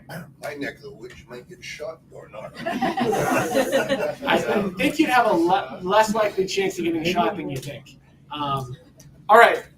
So another strategy that I'm going to kind of like combine together because they're kind of one in of the same is text messaging and cold calling. So first thing I'm going to put out there about it is that you have to do it compliantly. Okay. There's all sorts of regulations and guidelines about what you can and can't do when it comes to text messaging and cold calling. So you want to make sure that you're doing it compliantly, that you're not calling people you can't call, that you're not texting people you can't text. The good news about that is that there are plenty of programs that are out there. I'll give you guys an example of one called Lead Sherpa, LEADSHERPA. They're a text messaging company that helps you with the compliance. So they scrub the do not call list. They do all of these things and they teach you how to do this compliantly. But calling and texting are almost the same thing, in my opinion. I mean, you're basically putting a message out there and you're hoping to get, 1 out of 100 people to tell you, yes, maybe I would consider an offer on my home. So you're doing this, yeah. What about like those automatic voicemails? Do you think those are effective? Like it doesn't ring, it just goes to voicemail? Yeah, ringless voicemail. So ringless voicemail is always illegal. Like so again, like anything else in life, you guys have to determine what you're going to do and what you're not. I'm only telling you that it's not legal because it's not, and it never will be. There's no circumstance under which ringless voicemail is legal. I also don't believe that ringless voicemail is super effective because I don't think it actually, if you think about it like logistically, right? Has anybody here in this room called back like a ringless voicemail? Right. So when you're talking about marketing in general, think about whether or not you would reply or you would respond or you would engage in any way with it. Ringless voicemail, I think, has the worst of like all worlds because like there's no back and forth to it. And then it also forces the other person to then pick up the phone, which in today's world, less and less people want to actually make phone calls, which is why I think if you're going to make a phone call, you've got to get somebody live on the phone so that there's that communication or texting. Yeah. So good companies sell that, right? And they're just saying, hey, use it at your own risk. Because they do sell, like, right? You can buy to a ringless voicemail campaign, but they're just in business and they're saying you're not taking the risk. Is that how it works with those companies? You are definitely signing something up front. And there are use cases where it is legal. And I believe a couple of them are political campaigns, I believe, for some reason are legal, and also charitable reasons, I believe, are legal. And there are probably other exceptions. I do know for 100% certainty, there's no loophole with real estate. Like real estate is one of the ones they're actually trying to clamp down on. So, like anything else, like, if you have nothing to lose and you get sued, well, how much can you lose? Nothing. But would I advocate doing it? I just don't think you need to. Like, I think you can do it compliantly if you want to, and I don't think it will make you suffer in any way. So that company, Lead Sherpa, is really good for SMS marketing, and they train you and teach you how to do it. It's low cost, and you can do the same thing with your calling. But at the end of the day, like as we're talking about all these things, agent networking, texting, calling, door knocking, whatever, it has to be what you're going to do pretty much every day. So there's the saying of the best CRM is the one you're going to use. The best marketing strategy is the one you're going to do.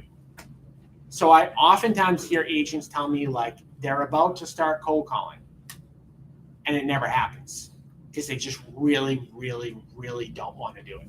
If they don't want to do it, whether it's door knocking or cold calling, or you don't want to reach out to agents, like pick the niche that you could see yourself actually doing every day. I mean, it's like working out, right? You can get in shape through yoga, running, sprinting, lifting weights. Like pick the one that you like and then do it. and have a scorecard every week that you're kind of measuring yourself against. Yep. Go ahead, Brandon. For texting and calling, isn't there like cost that come with it? Or like what's the cost for like deal when it comes to that? Yeah, there's definitely a cost. And so like even with door knocking, like, you know, buying door hangers and stuff like that, you know, has a cost to it. When I say no cost, I would say like anything to me, I know this is gonna probably sound bad, but like under like $500 a month, I think is like close to low cost. So I think you could do that with calling and texting and stuff like that, somewhere in that vicinity.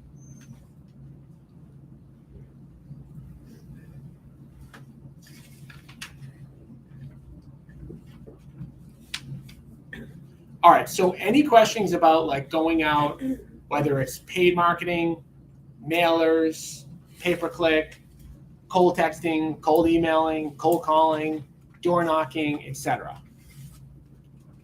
Yeah. Going back to mailers, have you guys integrated QR codes into mailers? What would they do? So like hypothetically, you're sending out a mailer saying, we'll buy your property, QR code, here's our offer, something along those lines. Like to give them an offer before we talk to them? Yeah, I mean, just to get them to click through and schedule an appointment, something like that. So I would never want to give somebody an offer without like going to their house. That's what every seller wants you to do. It's the opposite of what you want to do strategically. So giving them an offer like doesn't get you a contract.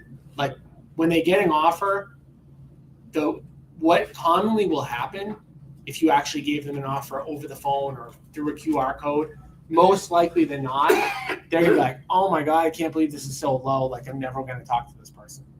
Now, when that happens, you're missing out on listing appointments. So I wouldn't want to miss out on listing appointments.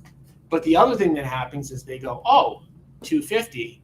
Okay, now I know Tom's offer. Let me call this other home buying company and tell them I want $260. You could give a range, but you could also say conditional upon like an appointment, like a walkthrough.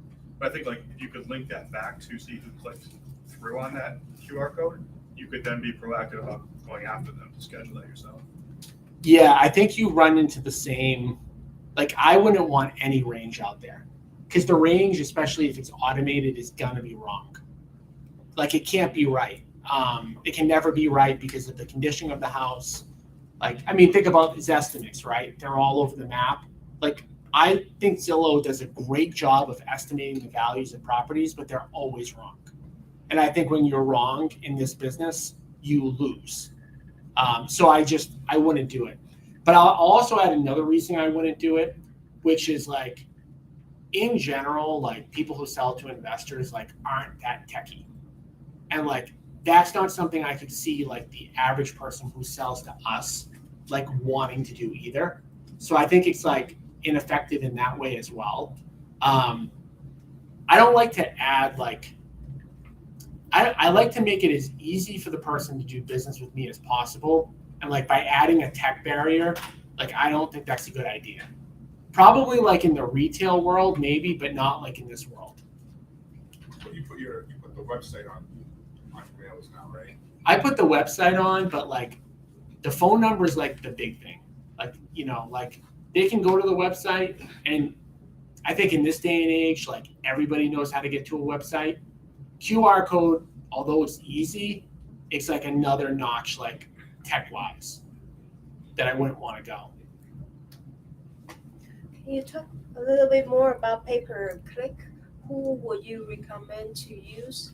Yeah, so pay-per-click, you know, again, that's another strategy that like you're going to need to spend like $2,000, $3,000, $4,000, $5,000 a month to get any sort of results that you want. So companies that do it, they charge you basically a management fee, can be anywhere from like $1,000 a month to $2,000, and then you pay Google for whatever they spend. And there's a bunch of companies that do it. I'll just give one example in our space. They're called AdWords Nerds. And they're just a company that will do it for you. They've got a lot of experience doing it.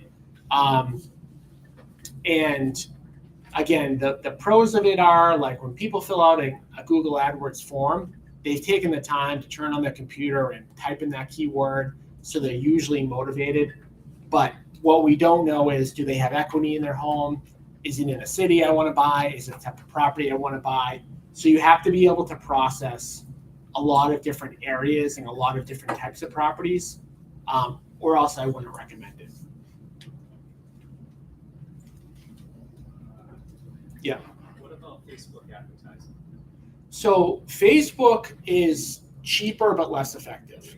And if you think about, like, again, putting yourself from your marketing hat on and you go, would I reply to this? So if you think about the difference between Facebook and Google, it's pretty substantial. When somebody turns on their computer and they go to Google, they are looking to take action. They are telling Google the action that they want.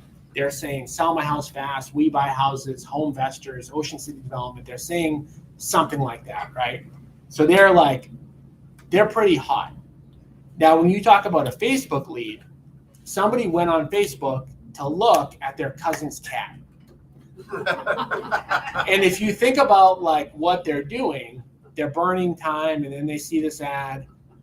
Like, if they were so motivated to sell their house fast, they would be on Google. They're not on Google, they're on Facebook.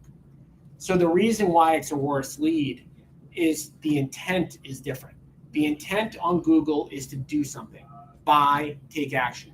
The intent on Facebook is to waste time. So when somebody's wasting time and they're like, hear an offer on my home, you're kind of like suggesting what they want, but they weren't the ones who suggested it. Now, all that means, this is true on the retail side too, Google versus Facebook, like buyer leads. What's better, a Google buyer lead or a Facebook buyer lead? A Google buyer lead. And Google buyer leads convert at like a 5 to 10 times higher rate than Facebook leads. Same thing with this business. So you're going to need 5 or 6 or 7 more Facebook leads for every Google lead that you get. So the cost is different too. So Google leads are going to be way more than Facebook leads.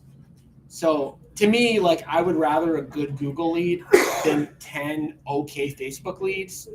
But I'm sure some people would rather the 10 leads.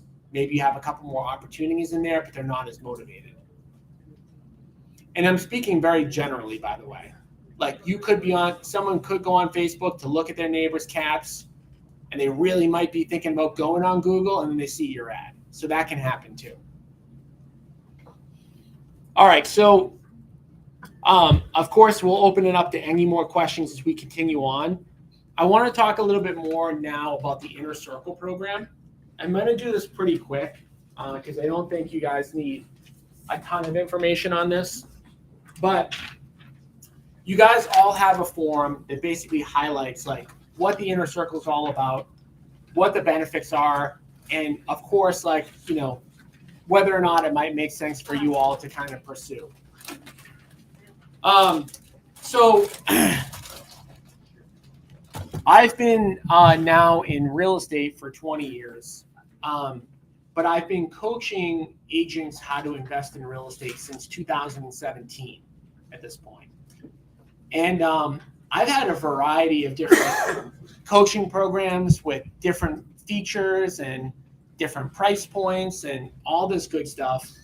And the Inner Circle program I created about a year ago, and with the objective of trying to help as many people as I possibly can, and ultimately create like a win-win scenario for everybody that's in the program.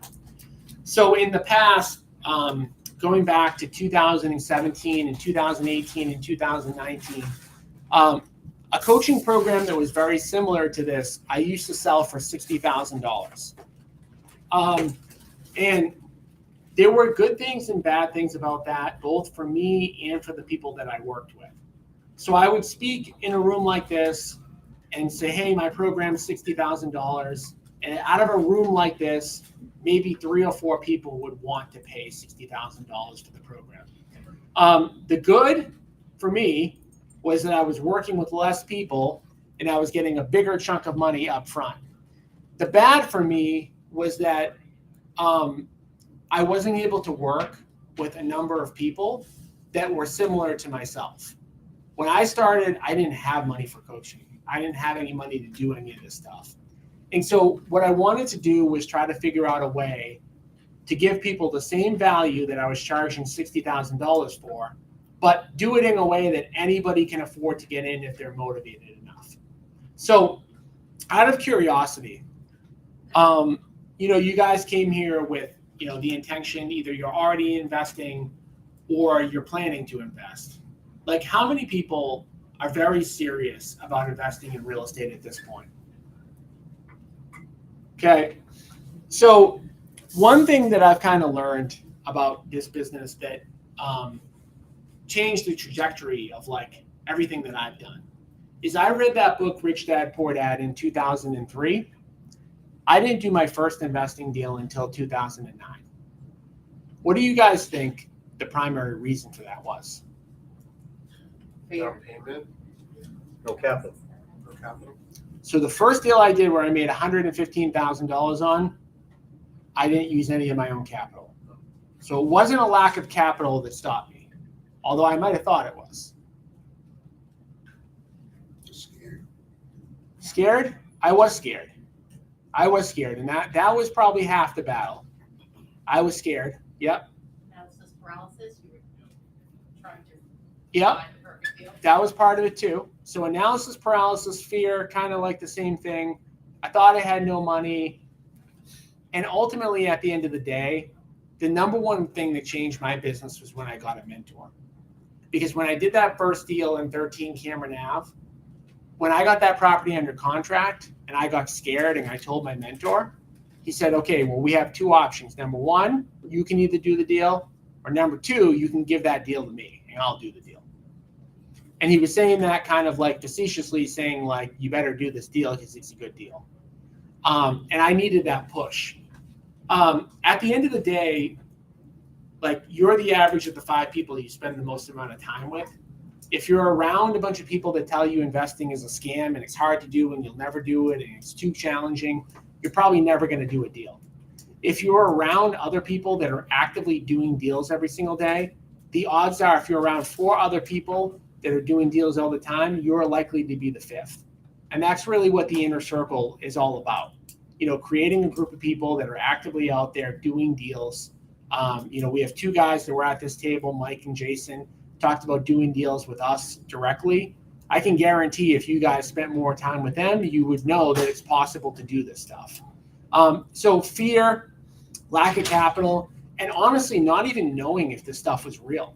Like you can read 100 books about investing, but until you do your first deal, it's not like real to you. So I'll talk about the benefits of the inner circle, then the cost to get in, and kind of, scoot back to more questions. So the first thing that you guys get is, you get me as a mentor. Now, whether you guys like me or not doesn't really matter. I am definitely one of the best mentors that you can have in New England. Hands down, like no questions asked. I'm very confident that there's not really any sort of real estate investing thing that somebody can come to that's going to stump me that I can't help somebody with. So whether you like me or not, I can guarantee that I can help you. You get 24/7, 365 access to me through Facebook Messenger and email. So there are people in this room that are in the inner circle. Jay, if you reach out to me, what's the response time in general? So I joined the company a while ago and I was kind of in the inner circle from the beginning. And I was just an average agent. I sold 10 to 15 houses a year. Tom helped me out. I listened to what he said. We have a 7-figure business now. We have turned 1 rental into 22 rentals in 3.5 years. And basically, I just listened to what he told me to do. That's it. And I have a saying, it's simple but not easy. The stuff he told me to do was hard, but we did it. And it's worth it. And we're actually we have meetups now like this. We're actually going to be having one in our Wakefield office on September 26th, talking about the exact things we did to do this stuff. So it's doable. And I literally was just an average agent and just follow the steps. And one of the other things is, yeah, you need mentors and coaches, and then obviously I got more. Like, one of the things he said, hey, get some more mentors and coaches. It's good, but you have to start with one or two, you know.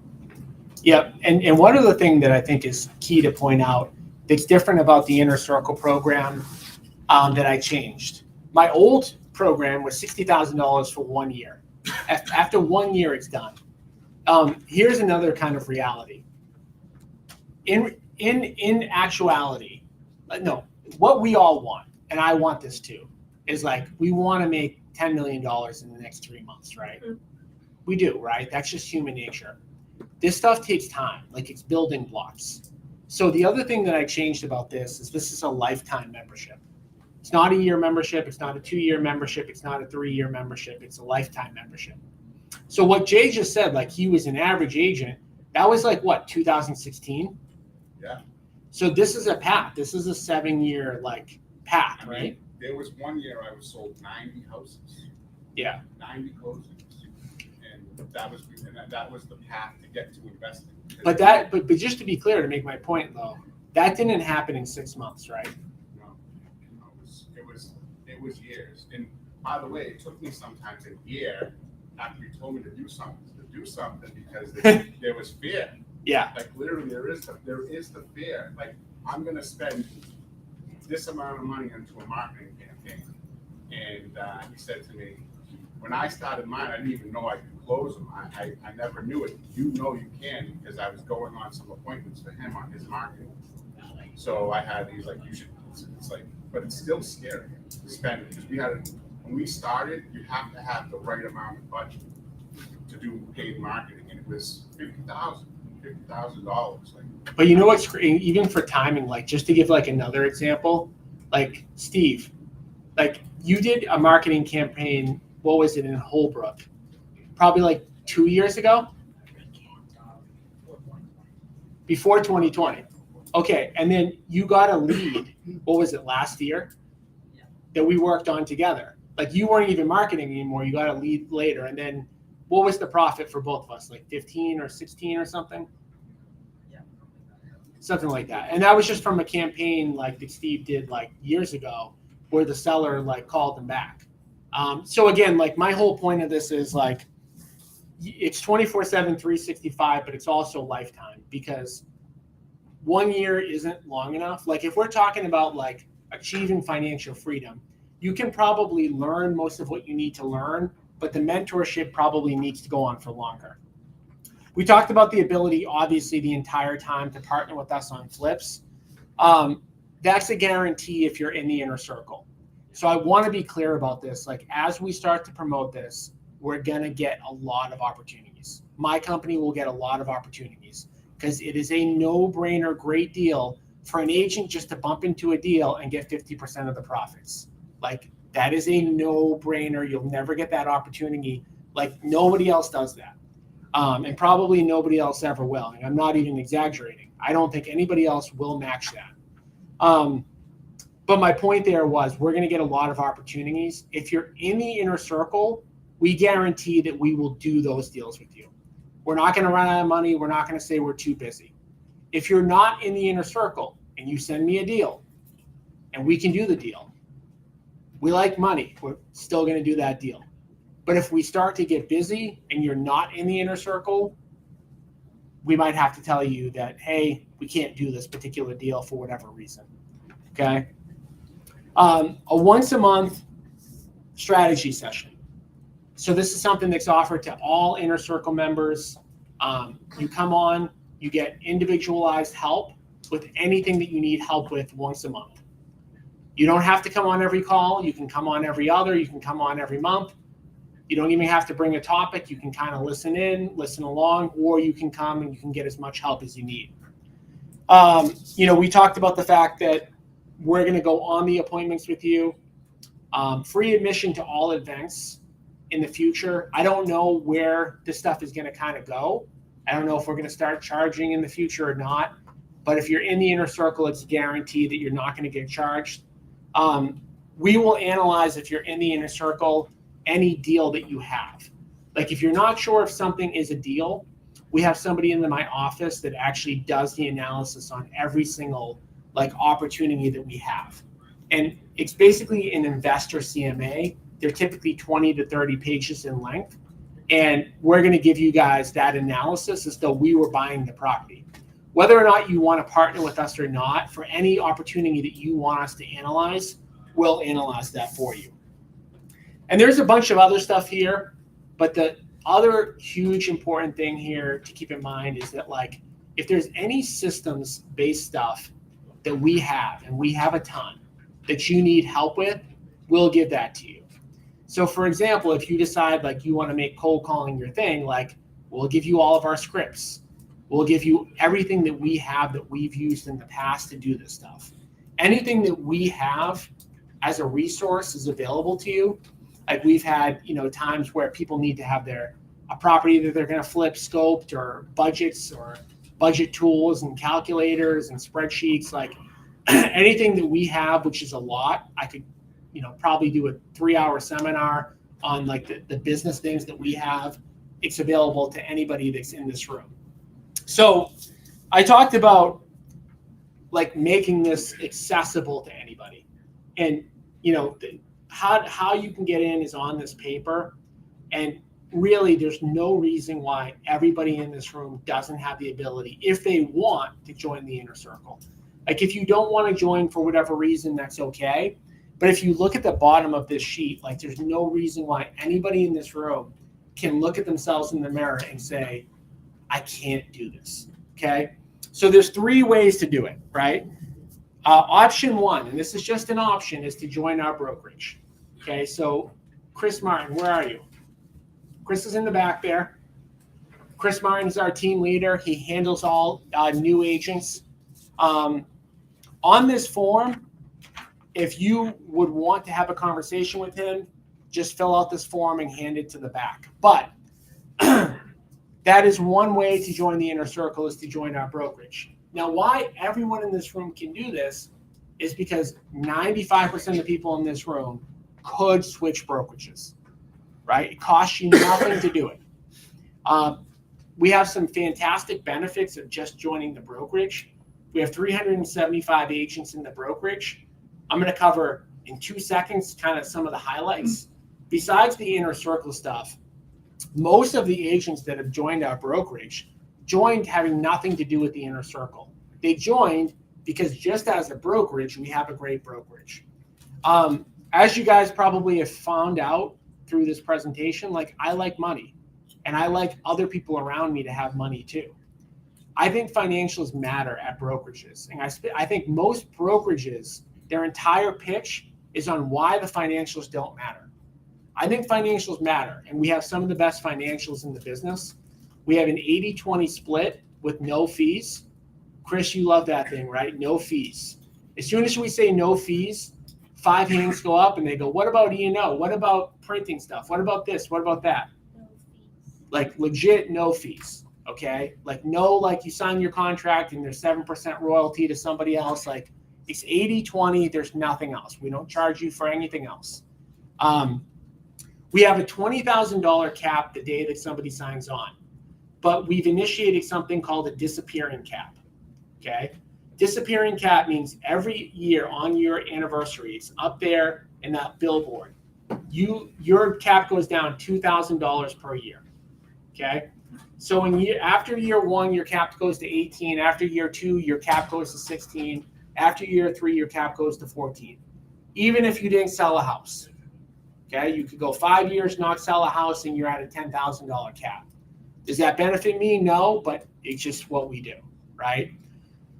Because we want to make sure that we're rewarding loyalty. Loyalty in brokerages is a hard thing nowadays. Like people switch brokerages like all the time.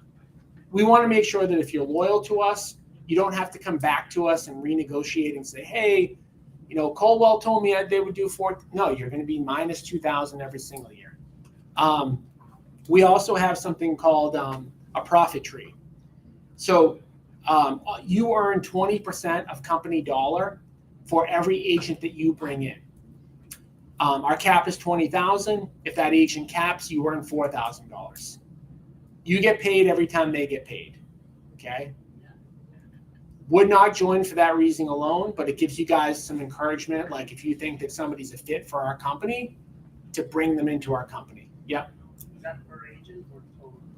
That's per agent. So like I could be like EXP and like project that out. Like if you get 10 cappers, you're going to make $40,000 a year, but I'm not going to lie to you guys. Like that is not, should not be ever. Agents' top priority should never be recruiting. Ever, ever, ever. Maybe 1 out of 1,000 agents that do that make anything worth talking about. The reason why I wouldn't recommend that, by the way, is like you could spend a bunch of time recruiting agents, and then what happens? They start to leave, right? Because you're all moving around. You guys want assets that are only going to leave you when you want them to leave you. Like you own a multifamily building, you're going to get a raise every single year. You're going to cash flow every year, right? Your debt is going to get paid down. Your equity is going to grow. You choose whether or not you want that asset to go away. So one thing I won't do is spend a bunch of time having you guys focus on recruiting. It's more like help us grow the brokerage. Here's a thank you. Don't spend a whole bunch of time on this. Spend it on investing because that's actually what matters. I've seen more agents spend time on recruiting and have their business go in half. Oh yeah, you recruited 5 agents, but you sold 10 less houses this year. Like the math doesn't add up. And then with the brokerage, we do training every week. We have virtual training. Since when COVID hit, we made sure that we could train people virtually. You can come into the office for training. Most people that are even like one town over still watch it virtually. But you guys are more than welcome to come in. We have award ceremonies. We have monthly sales meetings. And I could kind of go on and on about the brokerage. I guess the most important thing to do with the brokerage is to number one say, hey, am I interested in the inner circle? And would I ever consider maybe possibly a brokerage switch? If the answer is like maybe possibly, fill out the form, give it to the back, and we'll reach out to you. Like everything else, we know that not everybody's going to be ready to switch brokerages today for 1,000 different reasons. We'd rather have the conversation now. Maybe you come over next week, maybe you come over next year, maybe you come over in 5 years. All right, so but some people might want to join the inner circle, but they can't switch brokerages, right? For some reason, we do run into these situations. And the second way to join the inner circle is to invest in one of our apartment deals. So I didn't talk a lot about our apartment deals because that's not the focus for this event. But when we do an apartment deal, typically we're raising somewhere between $4 to $7 million to get these deals done. We raise money from private individuals in increments of anywhere from $50,000 to $1 million a piece. For people that have money, either in a self-directed IRA or money sitting in the bank that they want to have working for them. So there are a lot of different ways that people can invest with us, but no matter how somebody invests with us, they're going to get double-digit returns and they're going to get monthly dividends. So if you've got your money in an IRA and you're like, oh, like I'm not getting double-digit guaranteed returns every year, or I've got my money sitting in a bank account and I'm getting, 0% in my bank, maybe like 3 or 4% in a money market, and you want to get double-digit returns, that's an option too. So the Middleton deal that I talked about was an agent who likes our brokerage but can't come because they're on a team and they don't want to leave their team leader. Totally respect that. They ended up investing $50,000 into one of our deals, and now they're earning whatever it is, somewhere $400 to $500 per month passively. And if you are interested in that option, there's a form on the back that, again, if you fill it out and hand it to us, we'll contact you and we'll have that discussion as well. And then the last option, because there are people who can't leave their brokerage, they own their brokerage, and they either don't want to or can't invest $50,000 or more, we can just pay a flat $99.95 fee. So basically $10,000 to get access to all of this stuff. It's my least preferred method of getting somebody in the inner circle, but I had every single one of these events. I have people that want to join, but can't leave their brokerage, don't want to invest $50,000. So I just created a third option so that, again, anybody who raised their hand, like I asked you guys in the beginning, like, are you serious about investing? It'd be hard for me to have you look at these three options and go, oh, I can't do one of those three. Like, you can do one of these three. There's no excuse as to why you can't do one of these three if you really want the benefits of what we're talking about today. So any questions on the inner circle stuff?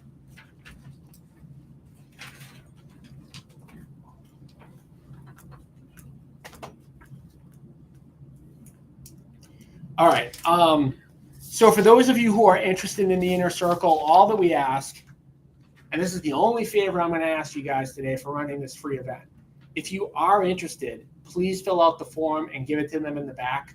You don't have to do it now. You can do it later. You can do it before you leave. But just so that we can kind of organize who is interested, please fill it out today and not like tomorrow or like a week later. If you fill it out and then you're driving home and you're like, hey, I really wouldn't want inner circle access, we reach out to you, just tell us.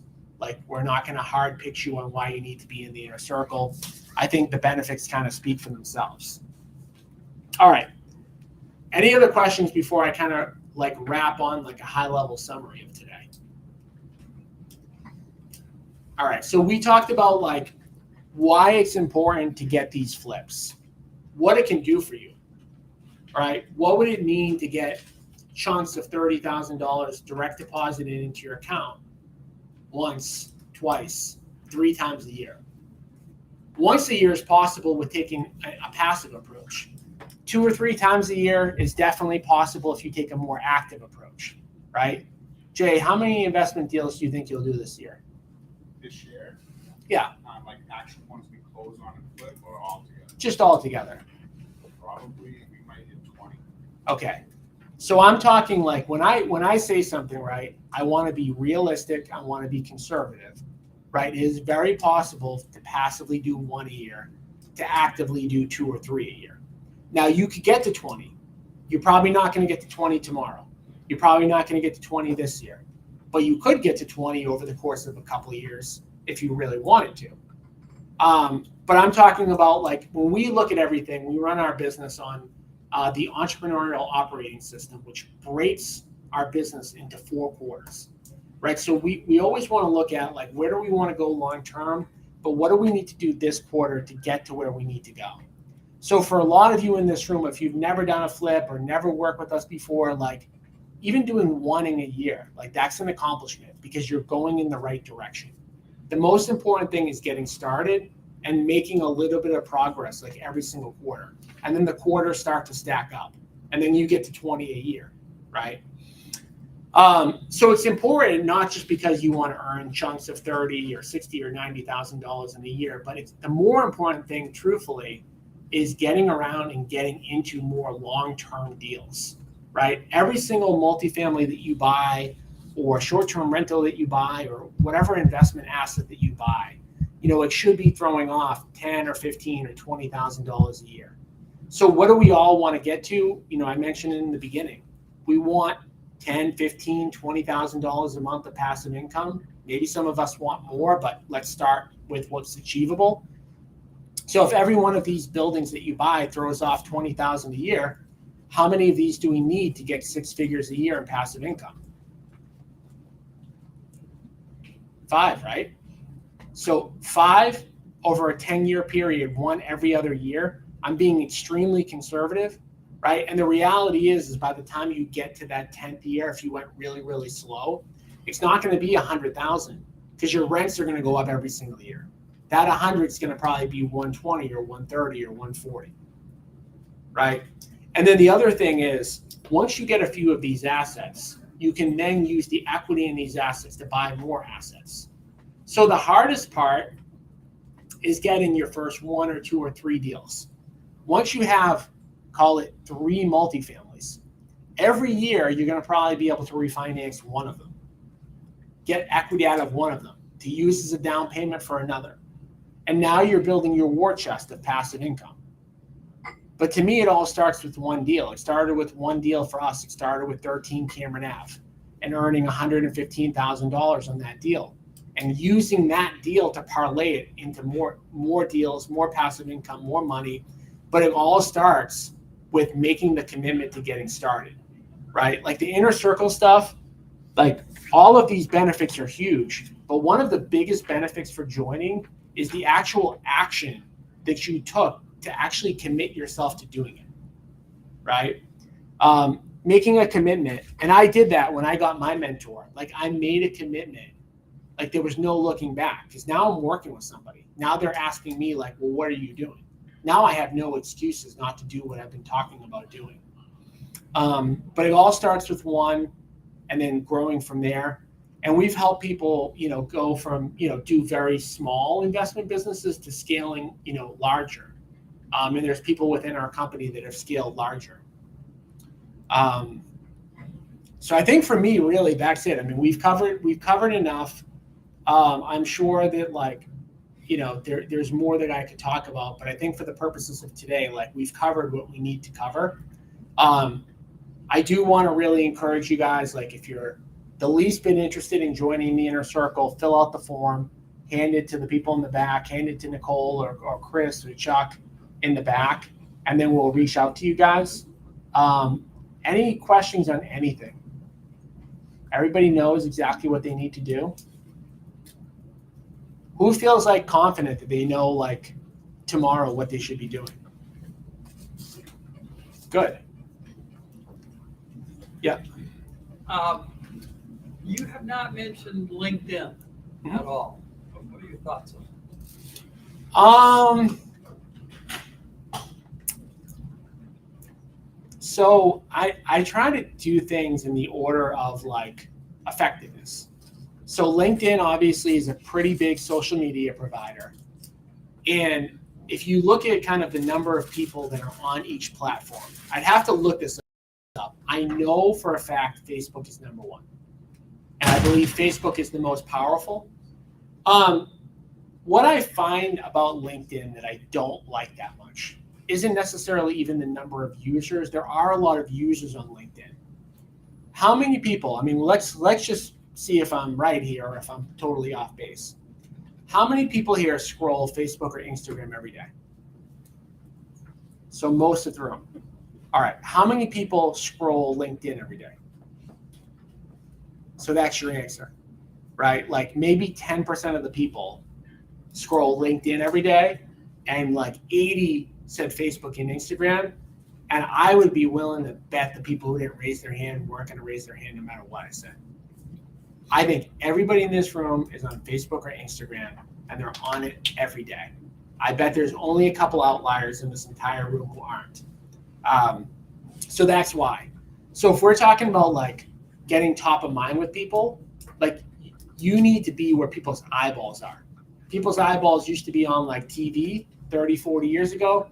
Now they're on social media, right? You're better off being on social media than TV today. I was on TV. I spent a lot of money on TV. More effective on social media because it's where people's eyes are, more often. The only reason why I'm on LinkedIn a lot is because I had a 21-year history in healthcare. Yep. So I have a lot of contacts from there. So that's the only reason. I have noticed that a lot of real estate or investors are not on LinkedIn. Well, I should say something else about social media that I think is important. You should be repurposing all of your content across all of the platforms that you use. So if you already have a LinkedIn profile with 10,000 followers, you should not just throw that aside. I guess what I was kind of referencing was if you're starting brand new, do you start with LinkedIn? I'd say the answer is no. But if you already have a huge LinkedIn, then all of your posts should be on LinkedIn. I post on Twitter and I have barely any Twitter following, but it only takes me another second to post on Twitter. So I just do it because I'm if I reach 10 people, I reach 10 people.